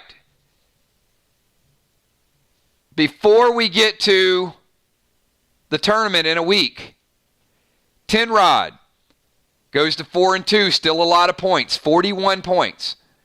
They will likely end the season with the top overall point total because they got two 10-point victories. So even though they got the loss at and are now 4-2 in a 6-game season, 41 points is a very, very strong statement. The Killer Bees are now 4-1. The Bees are 4-1. Mystical Storm is 4-1. Masters of Faith is 4-1.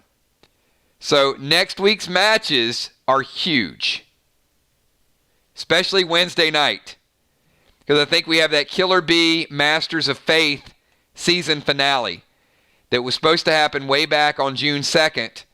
So that one is going to possibly be an elimination game. So that's big as well. Mystical Storm has the Ringmasters. So they close out the season there. So really, really is going down to the wire. The thing I'd say to everybody is great matches. You know, regular season's one thing. In a week, it's going to be for real. That's when teams start getting eliminated. So check your inventory. You certainly, when you go in a tournament, I don't care what elixir it is, make sure you have a elixir, even if you got to trade for it. Make sure you have a blue, even though you might have to trade for it. Look over your inventory. I'll have inventory out to everybody tomorrow. So before you go into the tournament, if there's one or two items that you know you need, get in touch with somebody that you know has a lot of them and work out a deal. Get a piece of equipment. We try to add as many as we can in the bundles, but you know, if you haven't picked up a bundle in some time, then strike a deal and trade for it. So, yeah, we're coming down to the wire. Some good stuff. That was a good match. Very good match. Very clean match, right? It good moves, good strategies, well thought out all the way through. Both teams very, very engaged, involved in the action.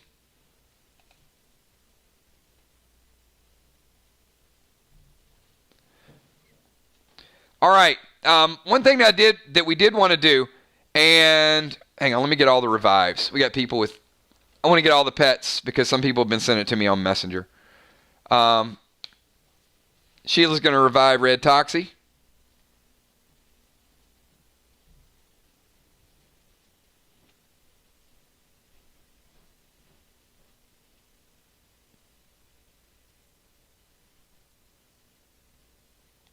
Yeah, thank you so much, B-Dub.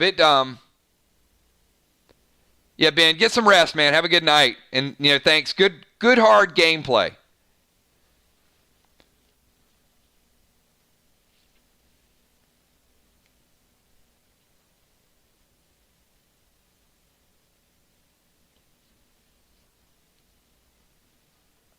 I think Fly Rod is bringing back the Badger. Yep. Good choice. I like Fly Rod's method of killing pets. You know what? Dropping that Badger is it's a great play. Fly Rod does it as good as anybody.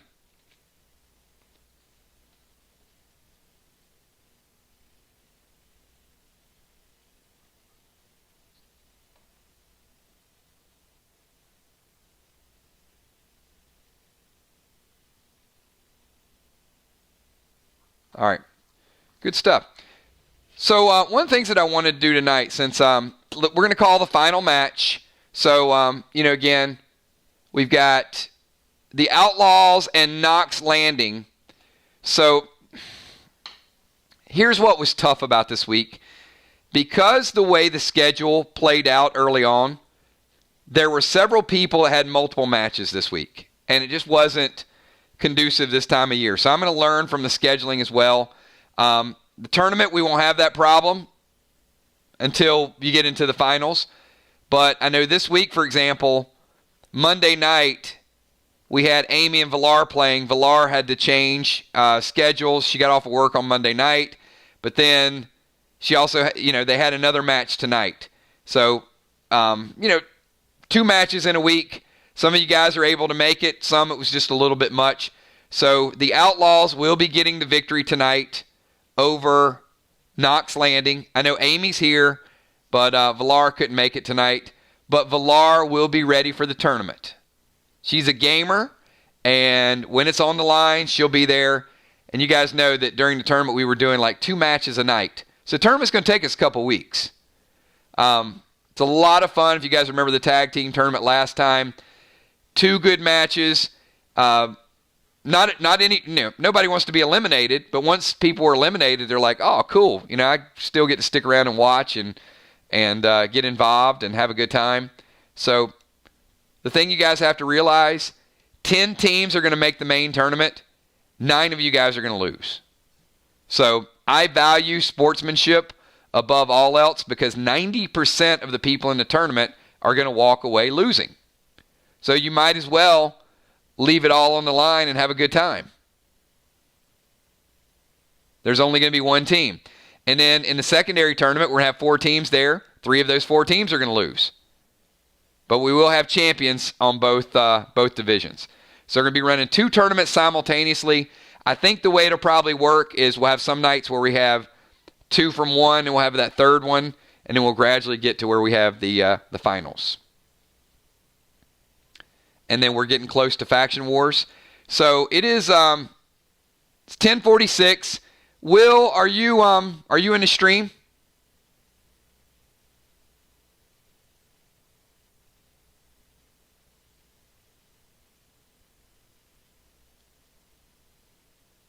See if we got Will the Bill.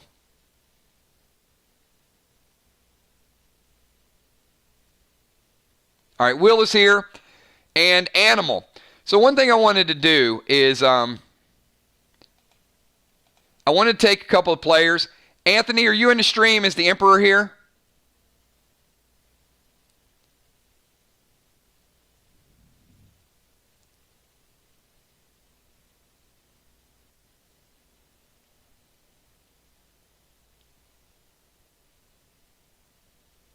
And Father Ron.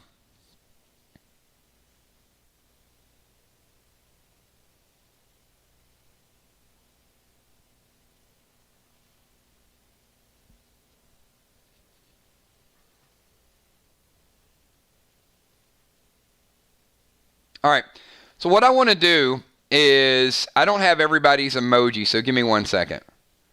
Let's get Ron here.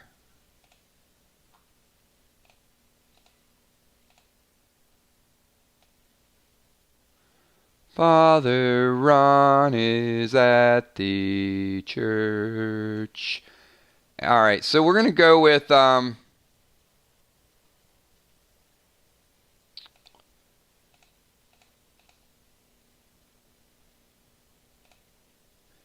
This is my second favorite scene. I love this. So we're going to put Ron here. And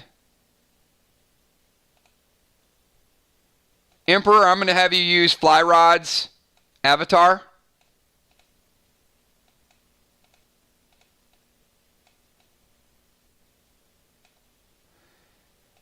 And I don't know if you guys remember this scene. This scene was B-Dub and Amanda versus Trigger and Rocket. And Amanda started over here. She did her clones. She flew over here. And then B-Dub started with Flight Smoke and flew over here. And then we had... See, I'm going to go from memory and walk you guys back through what happened in case you forgot the match. Trigger was over here, and Rocket was over here, and B-Dub ended up dropping and sneaking around this area. Amanda ended up flying and dropping down here, and she had the clones, and Trigger summoned the skeletons. First time we saw the summoned skeletons from the Lost Soul was released here, and then Rocket tried to get some shots in at the very end on Amanda, but they barely lost a close match. So it's really, really good. But it went down to the wire. So when you referee these matches, you remember all of them. Like I can't forget them. Like move by move. All right, so anyway, we're going to start this one out. Father Ron and Emperor, I'm going to put you over here behind this area. And you guys are going to be playing Anthony, who's over here, and Will. So we're going to do about a 30-minute match. I'm not going to have any of the players use items from their inventory. Next time we will, but I want to use this as an opportunity for people. Now here's the deal though. Everybody watching along, you can type, you can give advice, you can chime in, you can tell them what to do. In fact, I want all of you guys to help out.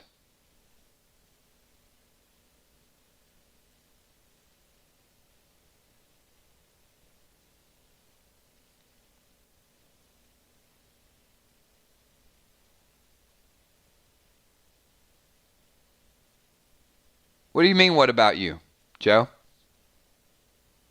He's on the screen. He's over here. You guys don't see him? Hello? I'm over here. Side Will.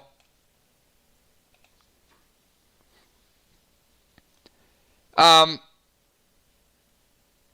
we got Animal and Will, and we got Emperor and Father Ron. Will is going to be assisting Animal, and all of you are going to be assisting Animal.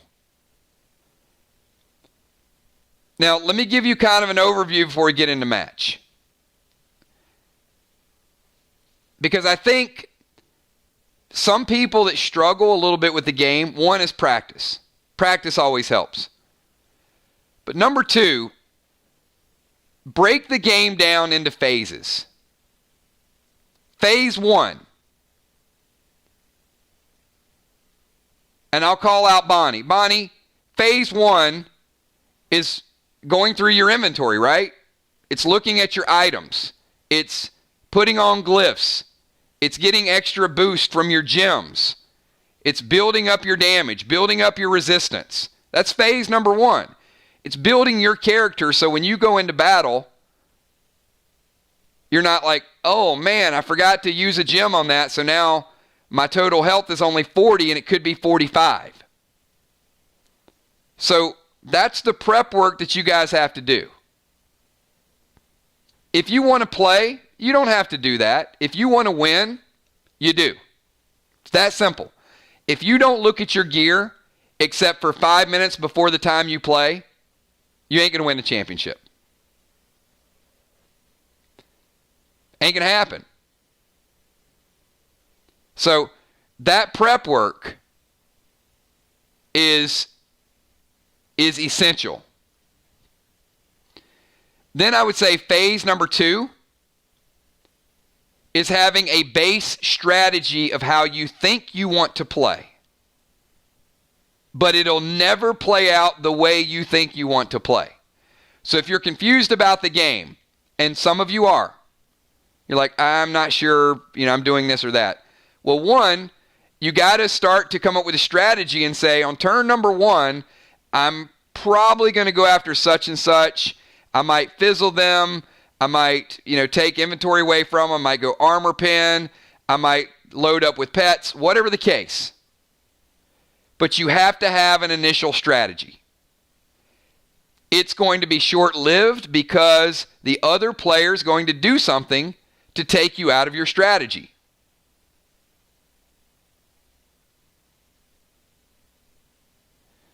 Phase number 3 is the ability to execute and be efficient. If you're going to fly, don't fly and not utilize flight.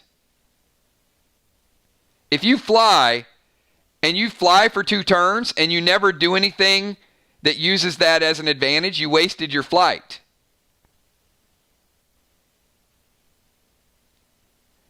If you use a Fury 4 on an Ammo Noir, you wasted your Fury 4.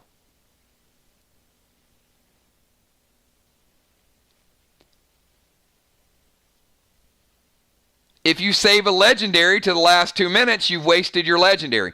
So, I mean, I can go on and on and on. But being able to execute. And then I'd say the last thing is always have a move that is your oh shit move. I don't have any other way. That when everything's down, you have something that you can fall back on.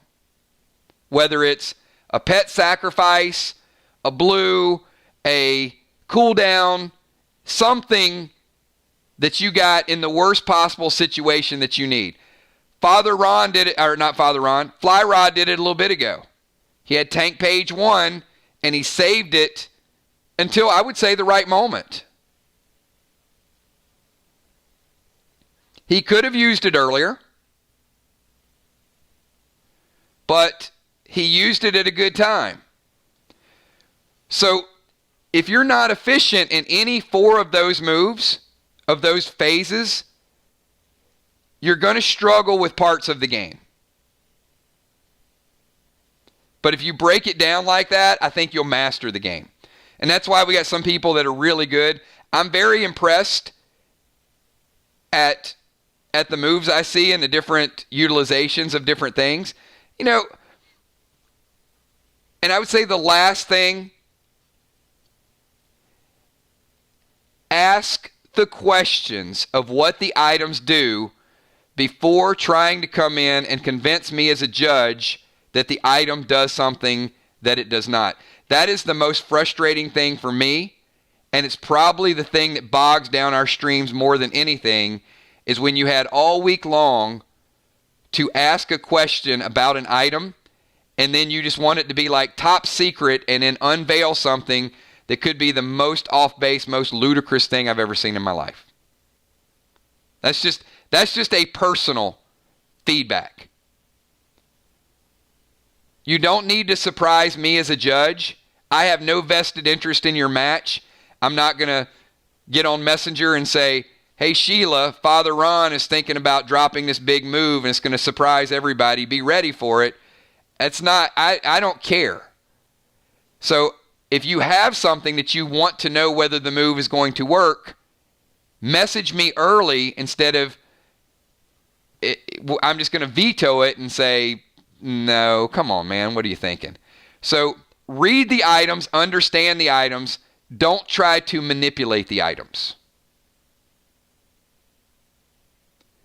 And that's where some of the matches really, really stall. I thought it did this. I thought it did this. Well, I wasn't sure about this. You guys are here, you know. And my job is to keep the matches moving along. Because if we get on a 15-minute debate, then 1/3 of the match is already gone. So there's a lot of times, even if it's questionable, I'm going to push you guys like, let's go, let's go, let's go. More moves, more activity, more action is better for all players because it gives you a chance, in case you make a mistake, to recover from your mistake. And in most cases, the more moves that are played, the better team is going to win. Not the better geared team, but the better team is going to win because they will execute more consistently. All right. Now, with that being said, we're going to kick this match off. Let me, since it is an exhibition match, let me get a scorecard.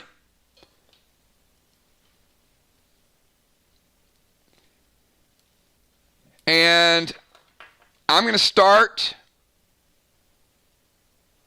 with Anthony.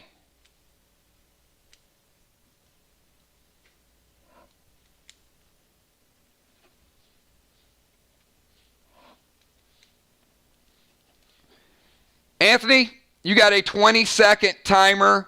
I'm not going to have you guys buff up and use any pre-match tapes. I just want to get into kind of moves and gameplay. So, I'm not going to time you guys. I'm going to let you do your move, and then we'll analyze your move.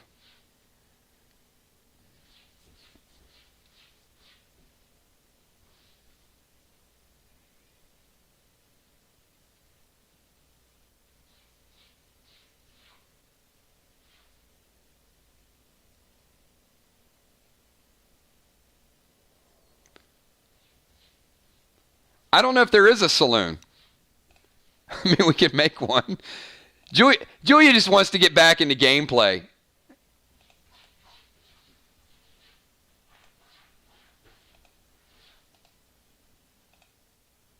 All right, since this is a very casual exhibition match, give me 1 second. I'll be right back. Gabby is literally trying to tear down my office door, so I'll be right back. Give me 1 second.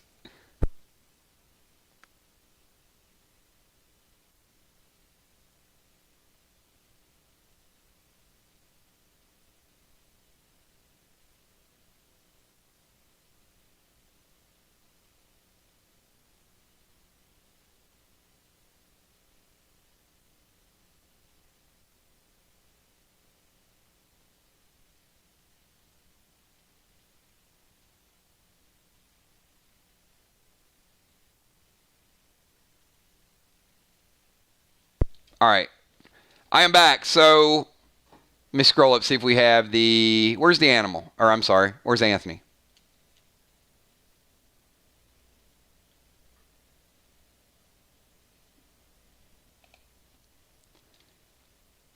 This might be a saloon. Hold on. I'm thinking this is a saloon. But you know what? Julie, you and Kel, go back here, kind of make your own saloon.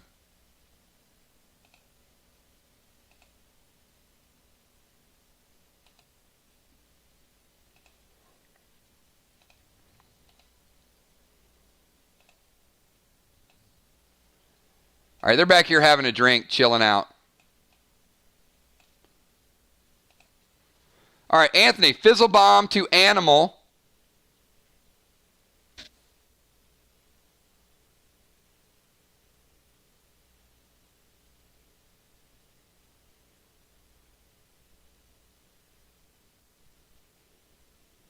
All right, so he wants to take the heel grog.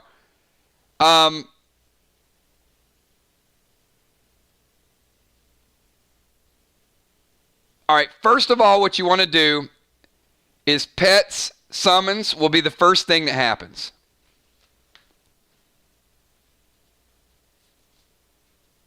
So you want to summon the red Toxie to animal.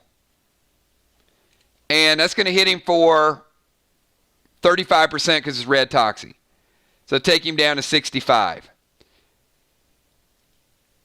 And if you do the half a move of the summon, you cannot cast a bomb and detonate. Summon is a half a move. And the reason is you can cast a bomb and detonate it, but you got to figure there's a small amount of time that you cast the bomb that the bomb travels to your opponent, which is why I allow a cast and a detonate, but not a cast, and a detonate or a summon. Because you're always trying to keep it at one move, and if it goes over by a half a move, it's got to be something justifiable. Small movement, dropping a smoke. Things that aren't actions, but are more reactions. And I know it's not exact science for you guys, but it's not going to be an exact science, because I may have you move 8 yards sometimes instead of 12 yards. Could depend on the terrain, the situation. So in that situation, Anthony, You can summon Toxie and cast a Fizzle Bomb on him that cannot be detonated. Now, next turn, you can fire and detonate all as one move. So you kind of make it up, but you can't do it in the beginning. So if you want to go red Toxie, you'll hit with red Toxie and he'll have a bomb on him. If you don't want to go red Toxie, you can cast Fizzle and take his grog. So I'll let you choose which one you want to do.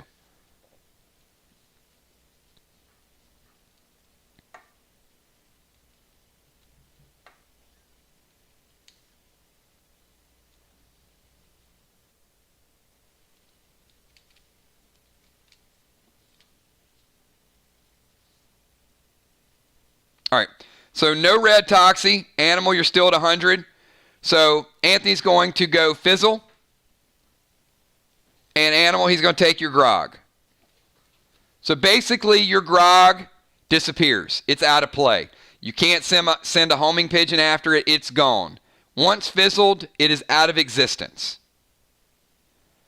So that move is basically a denial move. You have attack moves. You have defense. You have strategies where you take things. This is one of those strategies. So, Animal.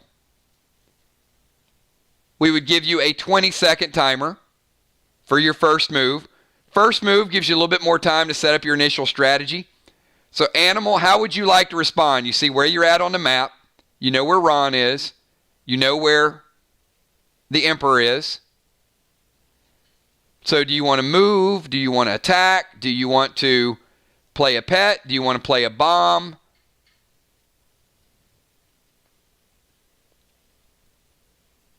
And there really is no right answer, Joe. That's the thing. You can play it however you want to play it to make it most successful. I guess that's one of the points that I want to get across, with you guys is that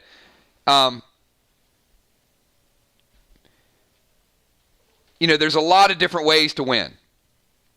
And if you, it's not like a game that you just win a certain way. Since there's so many ways to win, there should be no pressure.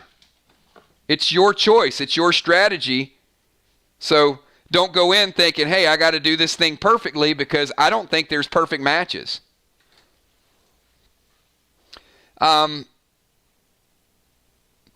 For sake of the match, normally it's a little longer with this map, but I'm going to say you're 30 yards apart.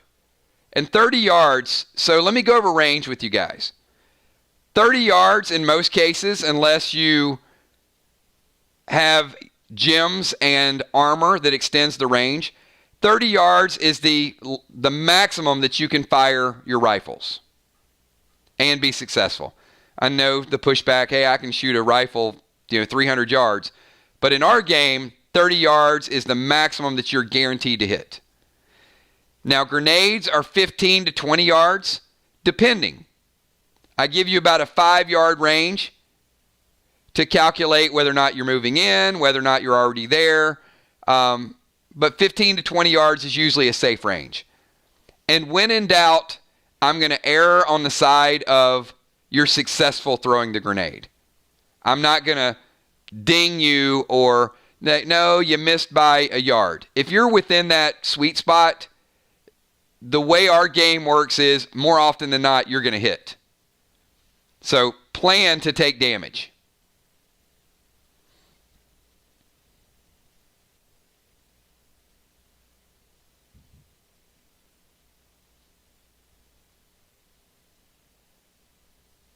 Yes, you can. You can summon and detonate and fire the bow.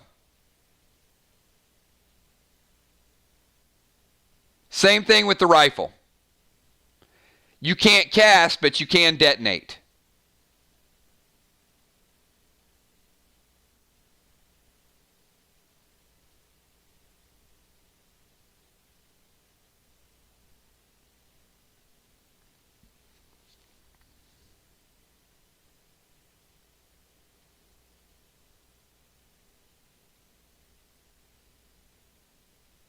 You can't double detonate, though. And that's where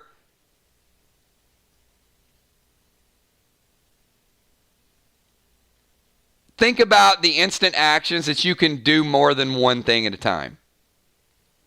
It's kind of like you could drop a smoke and then shoot a bow and summon. All right. So Animal, you got kind of the distance sized up. So he's going to summon Rage to Father Ron. All right. So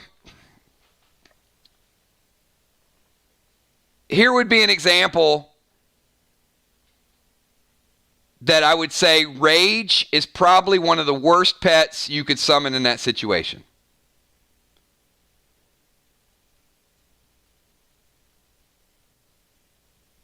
And here's why.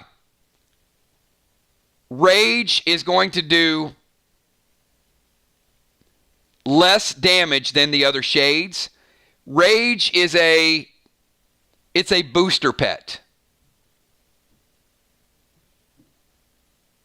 So, Animal, if you summon Rage, basically what you're looking to do is have a free Enrage whenever you want it.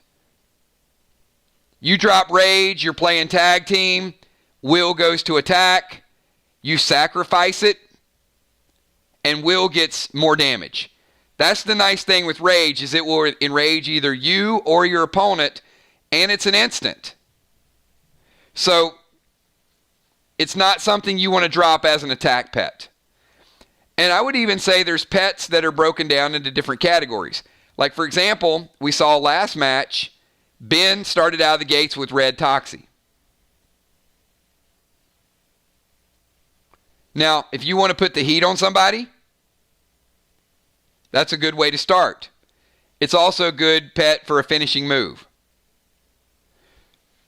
So, enrages are like this. If I hit you, Joe, I just hit you. But if I'm mad, I hit you harder. If I'm enraged, I hit you really hard. And if I'm furious, I hit you 4 times as hard. So there's multipliers on your damage.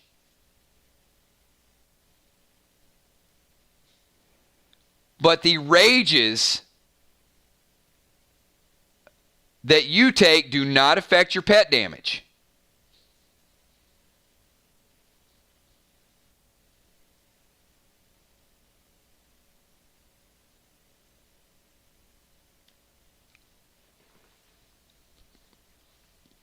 So that's why, you got a big hit on somebody, and you'll see people like, I'm going to drop Fury 4, like Flyrod did last game, Fury 4, and shoot a Space 6 with the red cube.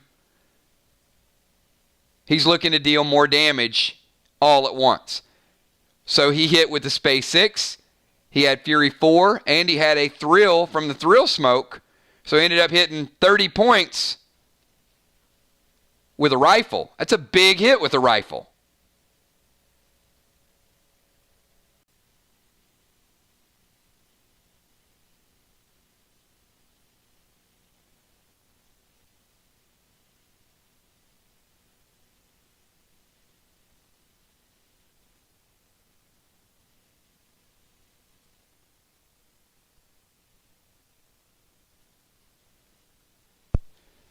So, Joe, here would be my advice. Especially early on in PvP. Throw a lot of stuff at people. Don't get too much into the chess match when you're just learning to play, because everybody learns how to play by figuring out what works. You start to throw a grenade and then you realize about how hard that grenade hits. But you're never going to get an exact score of how hard a grenade hits, because your damage is a moving target and your opponent's armor is a moving target as well. So it's never going to be like a Call of Duty game or something where your opponent has 100 hit points and you know that you hit him for 15 hit points. Or you're fighting a dragon and dragon has 10,500. Now when you guys fight bosses, I know how much damage they have, but you don't. And it's very similar to if you were to encounter something on your own. You don't know how strong something is that you run into. So the best way to sort of learn it is to sample. Throw some grenades. Throw some heel smoke. See what it does. Interact. See how I resolve it. See how your opponents react to it. But just do it. It should be a slogan for like a tennis shoe company or something. I'm going to write that down and suggest it to somebody. Just do it. I think that's got some potential. Might even be able to put on some shirts and some hats too.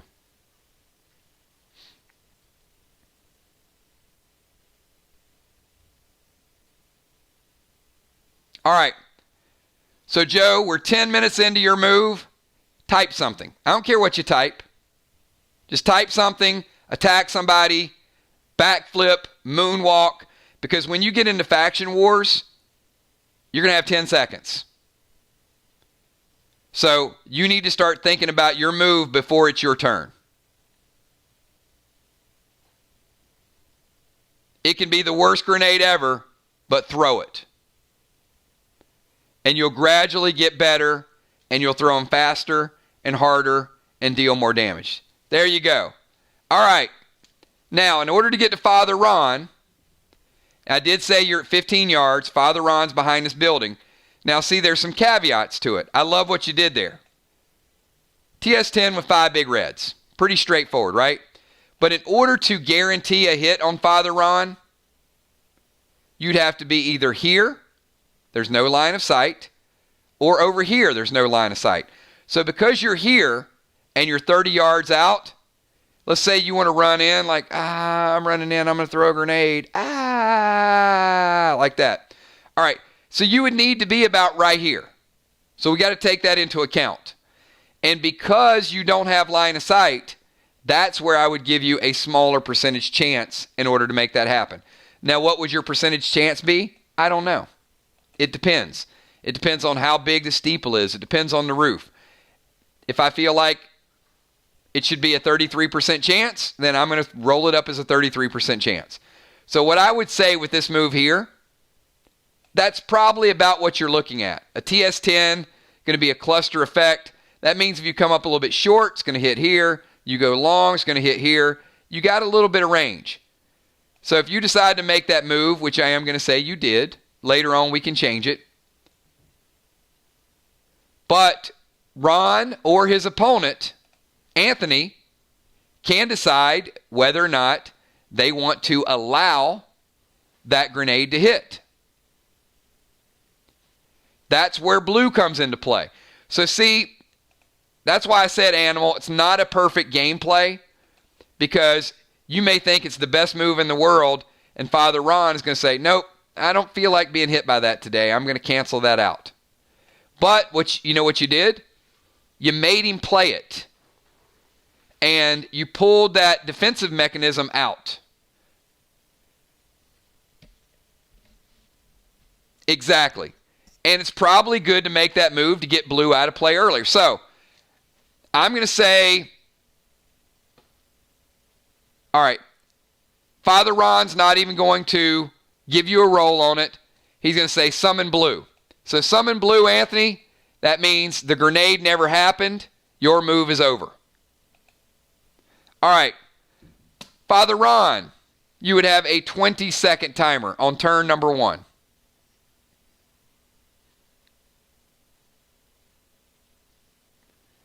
And Joe, read the comments and watch this video again, because I see Deadly Dimes is giving advice, Julia's giving advice, Moonshot giving advice, Unforeseen giving advice.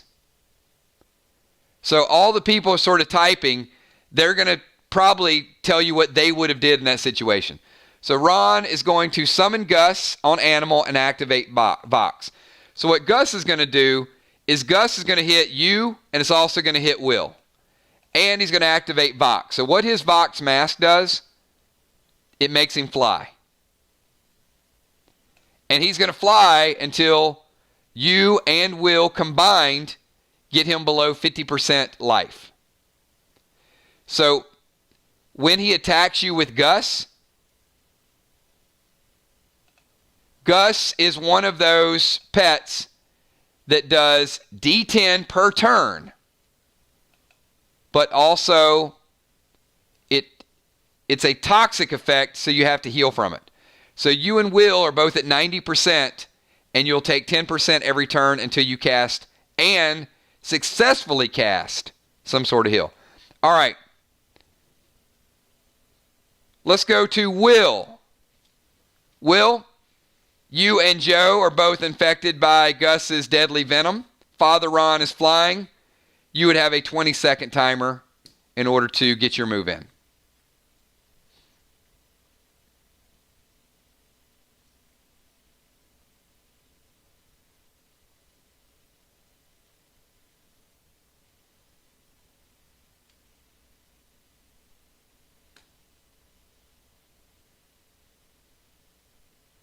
All right. So Will is going to drop Flight Smoke, and he's going to summon King. So that's when you drop a smoke surrounds you for half a turn. This is important to everybody. I'll always say someone drops a smoke. Now that means if there's an unholy grenade or an unholy smoke, it'll counter that on the next person's turn. Yes, but I'm going to explain to you what it does in a second, Julia. This is why it's important with King. So, Will is surrounded by smoke. Could be a heal smoke, could be a flight smoke, could be a thrill smoke, whatever. It will go into effect at the end of the beginning of the next person's turn. So, the question of legendaries come up. King will absolutely take Ron's Vox mask. But what Vox does, and Ron, I don't know if you heard this when I initially talked about the item. Vox, when activated, forms wings on the person who activates it. So you have to damage that person below 50%. Taking Vox away from him does not undo its effect once it's already activated. It takes the item away. So in this case, Will would hope that King would take a different item that's not activated. Now, you can only activate one legendary, but what I mean by that is legendaries go in 3 different categories. There are stats, there are effects, and there are activations. Now, the rule of legendaries is you can only use one legendary per match, per person, and you can't use it on your final turn. So what you would hope is, with Will, well, okay, I hope it takes his cryptic ring, or I hope it takes his mirror medallion. Because that would be something that's giving him a stat that I would lower the person's stats. So if Father Ron had the cryptic ring and added B1, and let's say he was starting out at base 10, and he used 2 tapes, and they were black graphene, and he's base 20, then that ring would add 1, which would mean his base would be 21. So if Will takes his base ring, then I'm going to pencil in down to 20. Now, I'm not going to announce all of this, why it's going on, because it's not relevant. You guys will have a general understanding of your base, of how hard you're hitting, and how much damage you potentially can take. But you won't have an exact number and say, Will, you have 57 hit points left, and that's where it's going to be. But I'm constantly updating your stats, and sometimes your stats will balance out against somebody else's stats. So that's why it really doesn't benefit to kind of go in and say, well, I thought that this, whatever, and give a 10-minute explanation of what you thought happened. So, because the next move is going to happen, the next move is going to happen. Your stats are going to be calculated in terms of percentages. For speed of gameplay, it has to be done that way. So will summon king. So I'm going to say I would do a die roll if it wasn't an exhibition match. And I'd get a list of Ron's legendaries. And we would figure out which one king takes. So in this case, I'm going to say it takes Ron's Cryptic Ring. Could take, if you really want to see a person cry, have king take Deadly Dime's Iris Ring. She will not only cry, she won't message you for a week. I know. I was judging a match one time, and King flew in and took Iris, and I thought Dime's going to take me off the Christmas list. So be careful what you wish for. But no, and seriously, we all have our favorite items, right? But that's why your strategy, you got to be able to have a strategy that doesn't rely on one or two things. So Moonshot, what unholy items get rid of what? Unholy Arrow, Unholy Grenade, Noir, so on. Okay, first of all,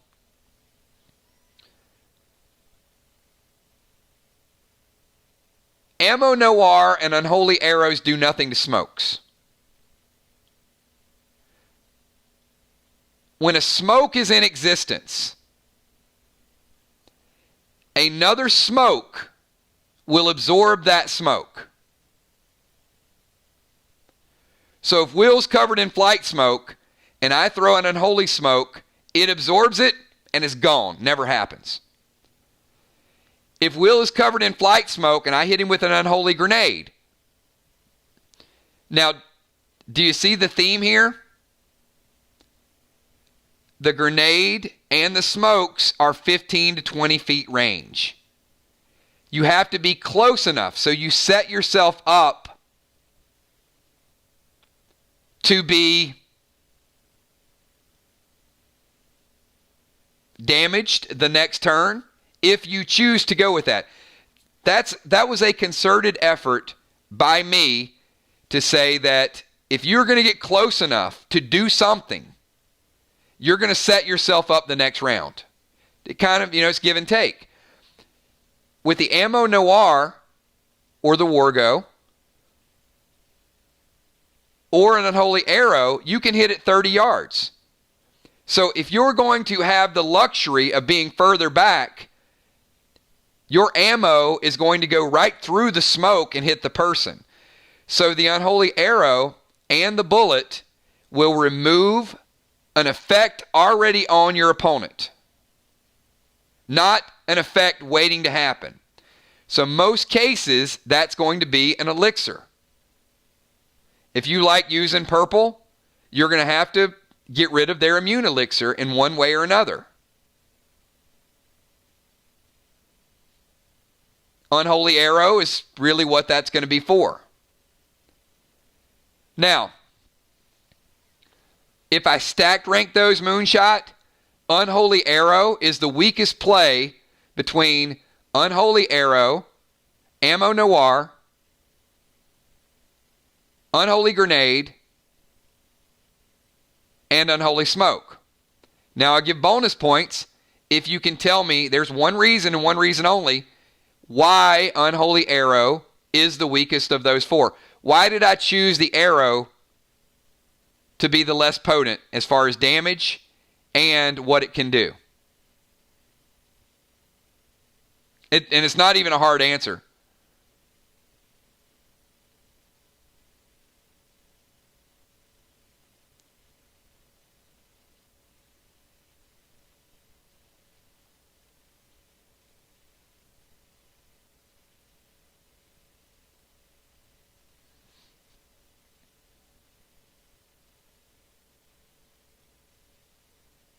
No, it's because your arrows are free. So if your arrows are collectible and they're a free item, I'm not going to give them the same potency of someone who's working either in bundles or in gameplay to collect Ammo Noir. Ammo Noir is a premium, it is a premium type of munition. So it is going to have an effect like no other items have an effect. But that's why the unholy, hey, look, they're perfectly good items, and I recommend using them, but they're not going to give you the same pop that Ammo Noir does. I mean, we saw the other night, man, those bullets were flying left and right. And sometimes it's a strong play, sometimes it's not. And I would say in a lot of cases, from my perspective, the best players trick you into thinking they're going to do a certain thing to you, and once they get you leaning one way, they immediately shift and do something different before you have a chance to recover. That's my experience in some of the better players. It's not an easy thing to do. It's a chess match. But sometimes you'll say, like, well, why didn't this person just keep doing this and this and this and this? Because when you become one-dimensional, it's easy to defend against it. And as much as people think that armor pen is the easiest way to win the game, what I want to remind you, it's the easiest thing to heal. So if you think like, okay, I'm going to hit you for 3 armor pen. All right, I got you down to 20. I'm going to hit you for 5 more armor pen. I got you down to 15. I'm going to hit you again with armor pen. All right, I got you down to 8. All right, then I heal and I get it all back. It's easier to heal base life because it's lower number than your overall health. So even though you can win quickly by dealing AP, you can also lose 3 or 4 valuable turns by becoming one-dimensional. So hopefully all these things are kind of helping you guys from my mindset. And you can kind of see the way I judge it. And look, by no means am I advocating that my judging is perfect and that I don't miss things. But I try to buffer enough into the game that if you make a mistake or if I make a mistake, it's not a mistake that costs you the game. Which is why fast game flow and knowing your moves and just kind of getting in there and letting it fly is the best way to do it. And at the end of the night, when we have a clean match, I love it because everybody walks away knowing that it was something that they just screwed up on and it didn't do what they thought it was going to do, or they didn't do enough of it.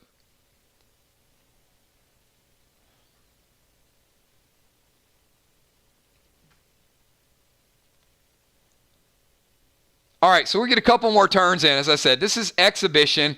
I didn't want to. We can do more of these, and we will. We'll do more of them when they're not official streams. But I wanted to kind of do it as a little bit of Q&A.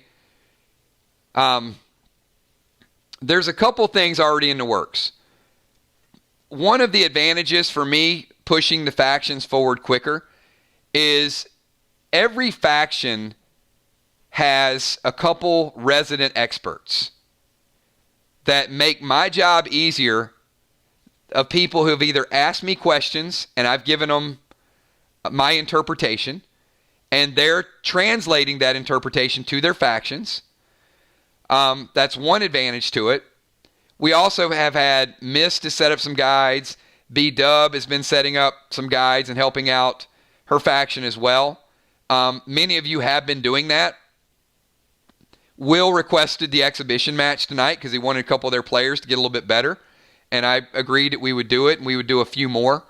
Just to kind of we want to get everybody better. I mean, it's not some hidden secret that we only want 2 or 3 players to be really good.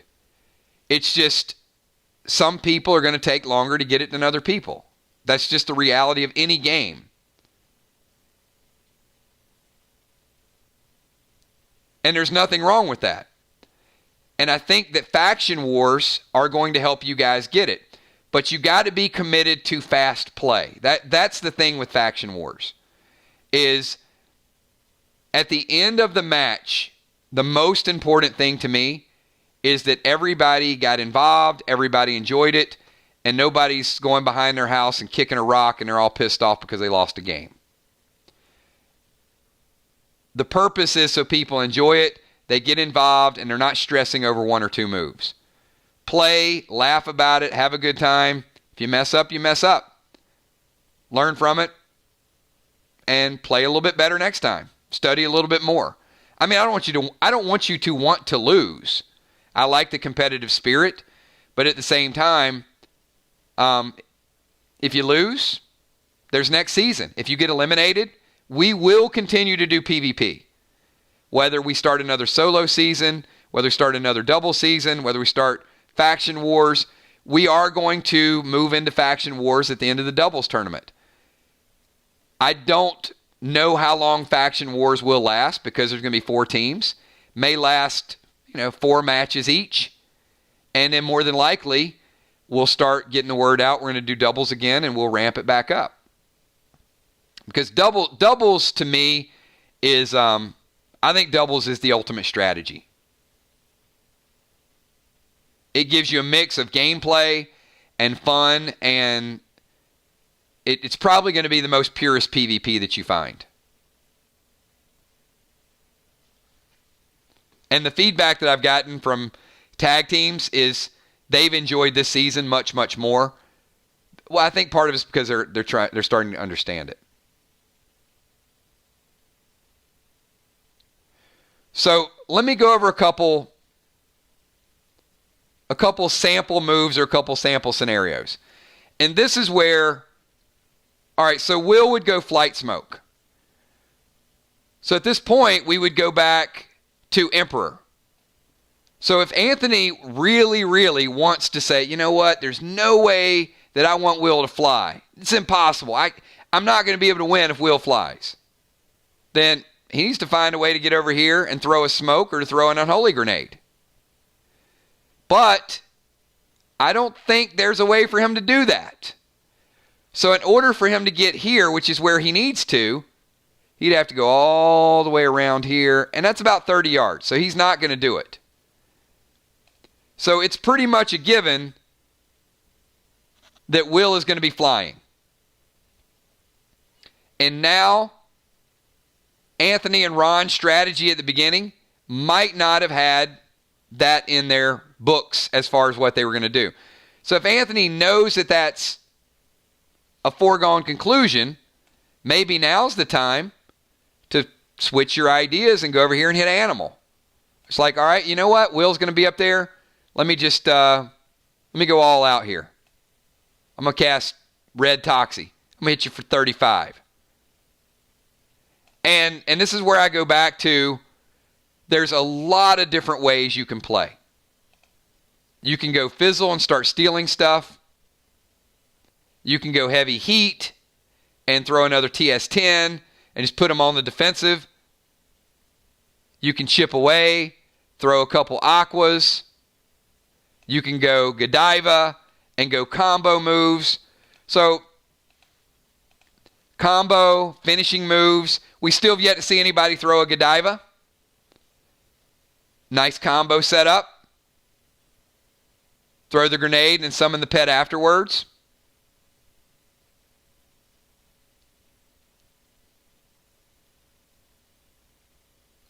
So, I don't have every answer to every question because I can't play out every scenario. But I will tell you, when in doubt, and they're rules that we've yet to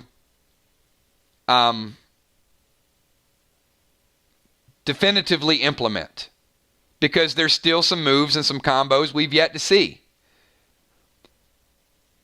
And there are some times that we may see something we've never seen, and I may make a snap call on it, and a week later, I may reflect on it and say, that's just not in the best interest of the game. We've done that a couple times.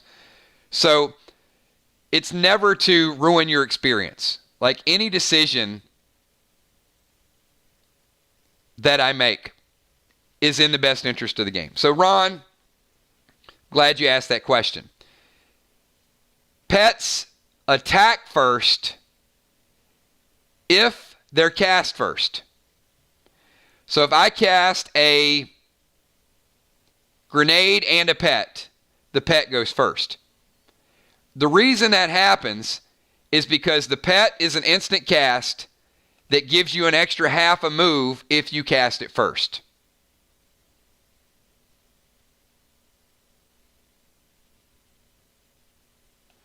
So if I cast the pet last, I'm potentially sacrificing a half a move if I throw the Godiva.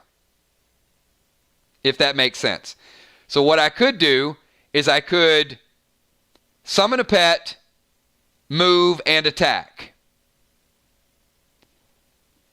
If I go Godiva, I have to go cast the grenade, summon the pet. And that's it. That's all I can do. Now, I'll get the benefit out of it, but I potentially could lose a half a turn.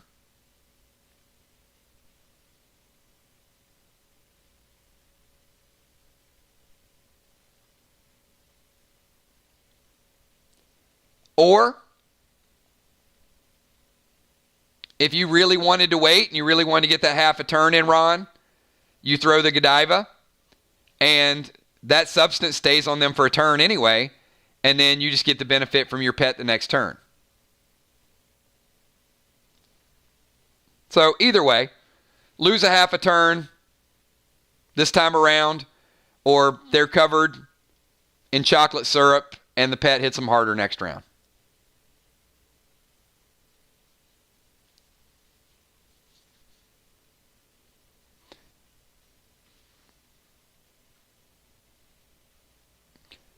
All right. Hey, we're at 11:41, and I don't want to keep you guys all night because I love our Q&As, and we will do this more often. And between your faction, between the items, asking some of the questions, I was talking to Bonnie a little bit earlier today, and I'm going to make a commitment to, because I know you guys are doing a lot of stuff to help people understand, but every time that I add new items, there's more descriptions that get put in. So out of about 800 items or so, maybe half of them have descriptions. So each week I add 15, 20, 25 new descriptions. So it's gradually getting there. Read through descriptions, and if something doesn't make sense, ask. Or I may have descriptions in there and maybe an item changed. That's a possibility.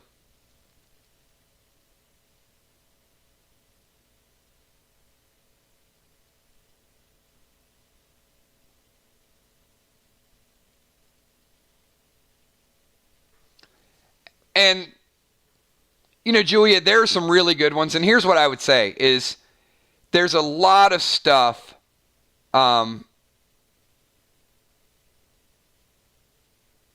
that we want to add to the game.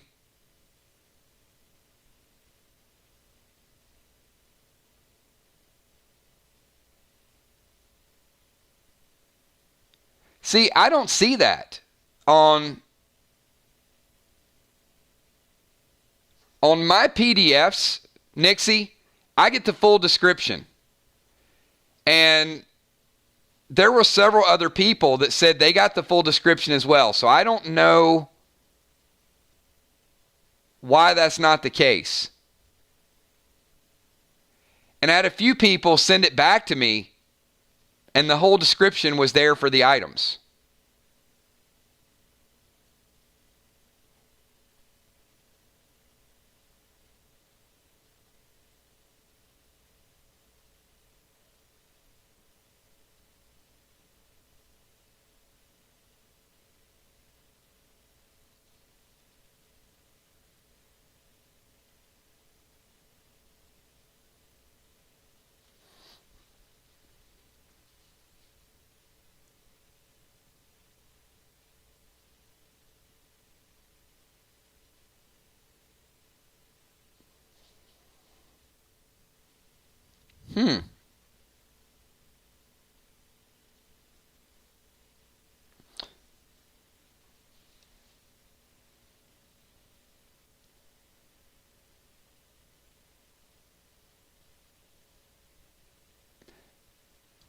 I'm wondering if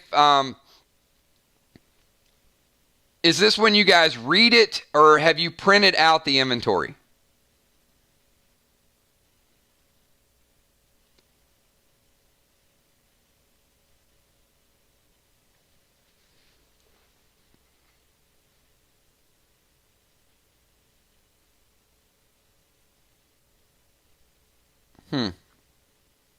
All right.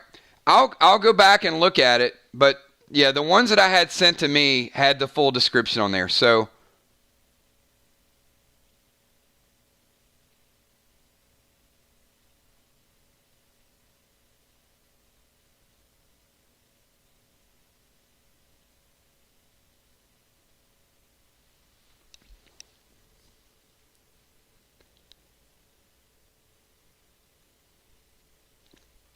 I mean, I could probably send them as Excel files.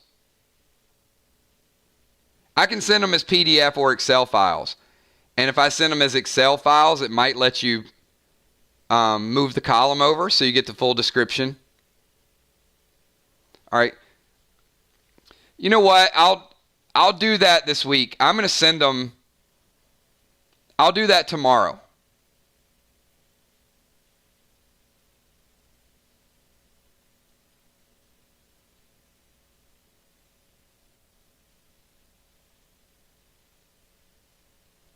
Yeah, I mean, but the thing is, if you guys aren't getting the full description, like some of them, I write a paragraph of what the item does, what the ATT is. So yeah, if I'm doing all that and it's not beneficial,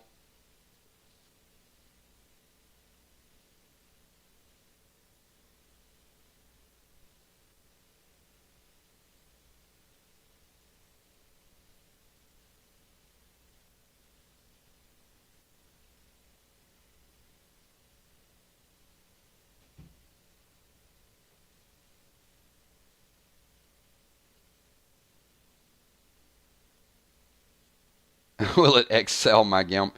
Um,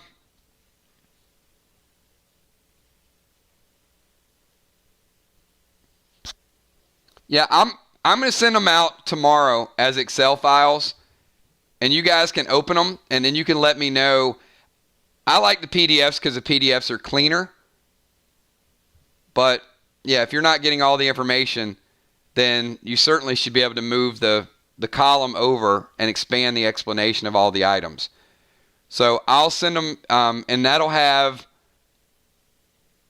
tomorrow's inventory is going to have all of Friday's bundles, the items that were used Friday, the items that were used in Monday's PvP, the bundles from tonight, and the one match that we did. Obviously, the exhibitions we're not doing anything with. And then you guys can check them in Excel and see if the descriptions are better and see if if everything looks good. And it'll also have the items that you guys transfer to your faction banks. So there are several transactions that still need to be entered as well.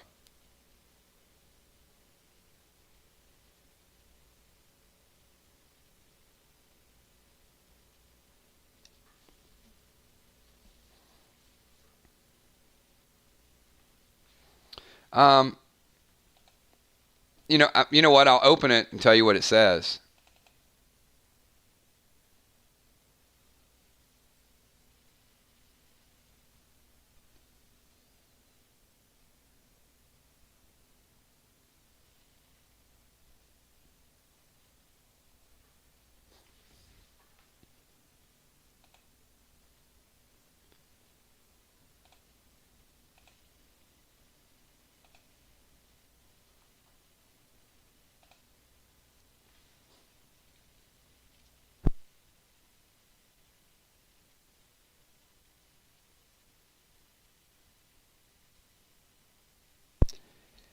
Here's an example.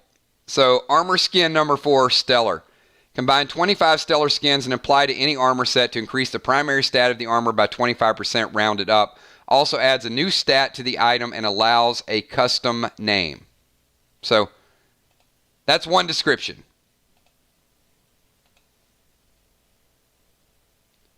And pretty easy to figure out. Fizzle Bomb. When detonated, one of the target's inventory items will disappear and not be able to be used. Does not affect weapons or armor.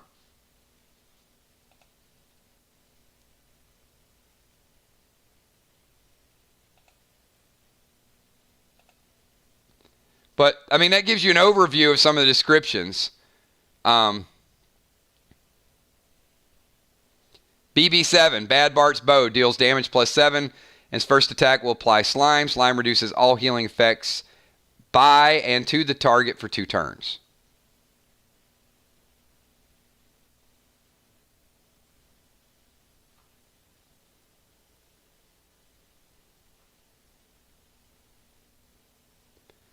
Grenade, Godiva D10, the sweetest grenade ever made. Deals +10 damage while coating the target in a sweet substance that will increase pet damage by 10% next turn. So yeah, these are, I mean, they're pretty extensive. Explanation.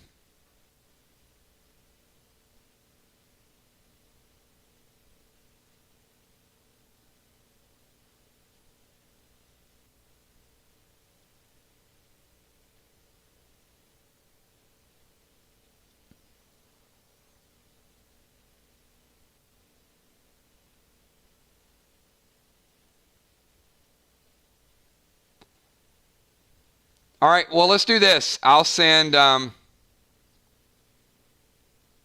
Excel sheets tomorrow. You guys open them. If you don't have Excel, use Google Sheets. Expand the column for description. And we'll see how it goes from there. And we'll get a little bit of feedback from it.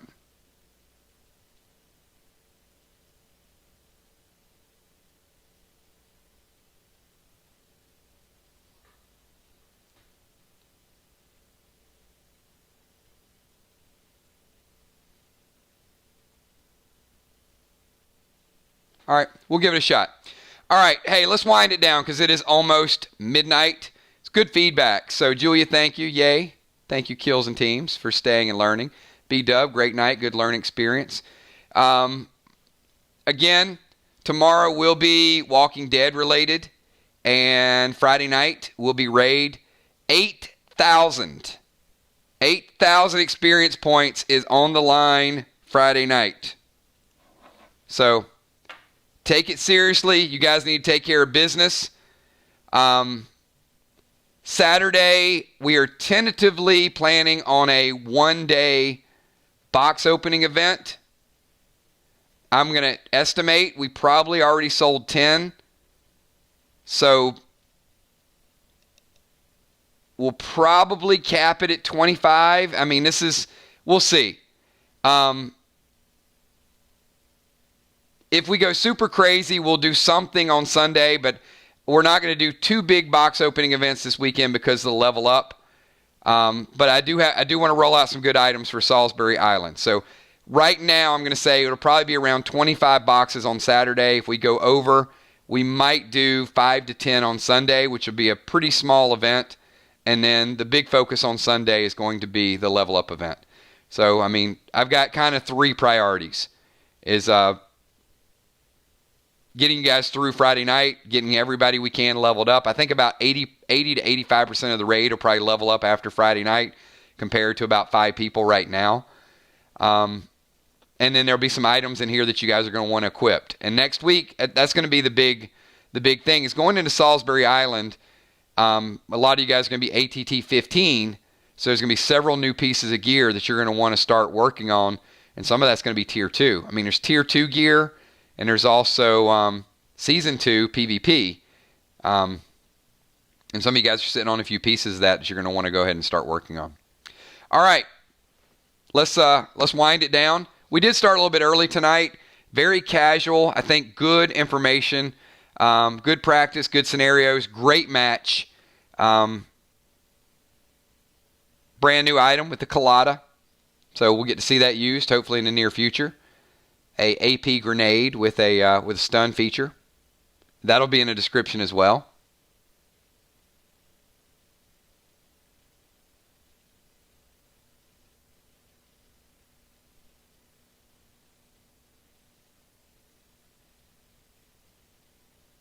No. Oh, that's the other thing.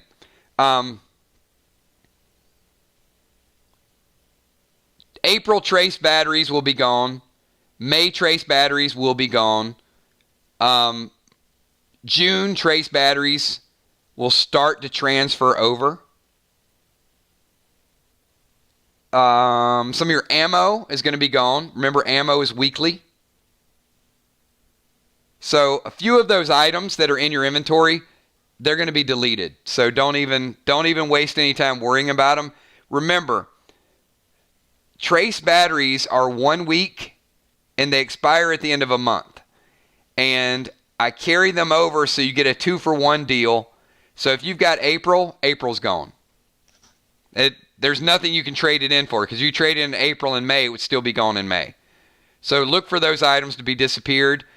And if you have enough Bionic Torso Onyx or Pearl combos or all 3 with the Sapphire, or you just went up ATT with Thread, check your inventory tomorrow. Some of you guys may have just added an extra point of base, or you might have raised your ATT. All right. That is the final comment. Have a good night, everybody. Thanks. Good to be back. Thanks for being patient. Tomorrow, we are going to be completely fiber optic. So we're going to be running 880 upload. So hold tight. I think it's going to be a great experience. I may do a couple test streams in the evening. If not, we'll just let it fly with the Thursday night stream. And then we got a big raid on Friday. So I'll be soliciting some feedback on the fiber optic upgrade as well too. So you guys have a good night. Thanks for everything that you guys do. Those of you on vacation or taking it a little bit easier, get your butt back in here. We need some PvP. We need you guys on Friday night. So thanks everybody. I'll see you tomorrow. Peace.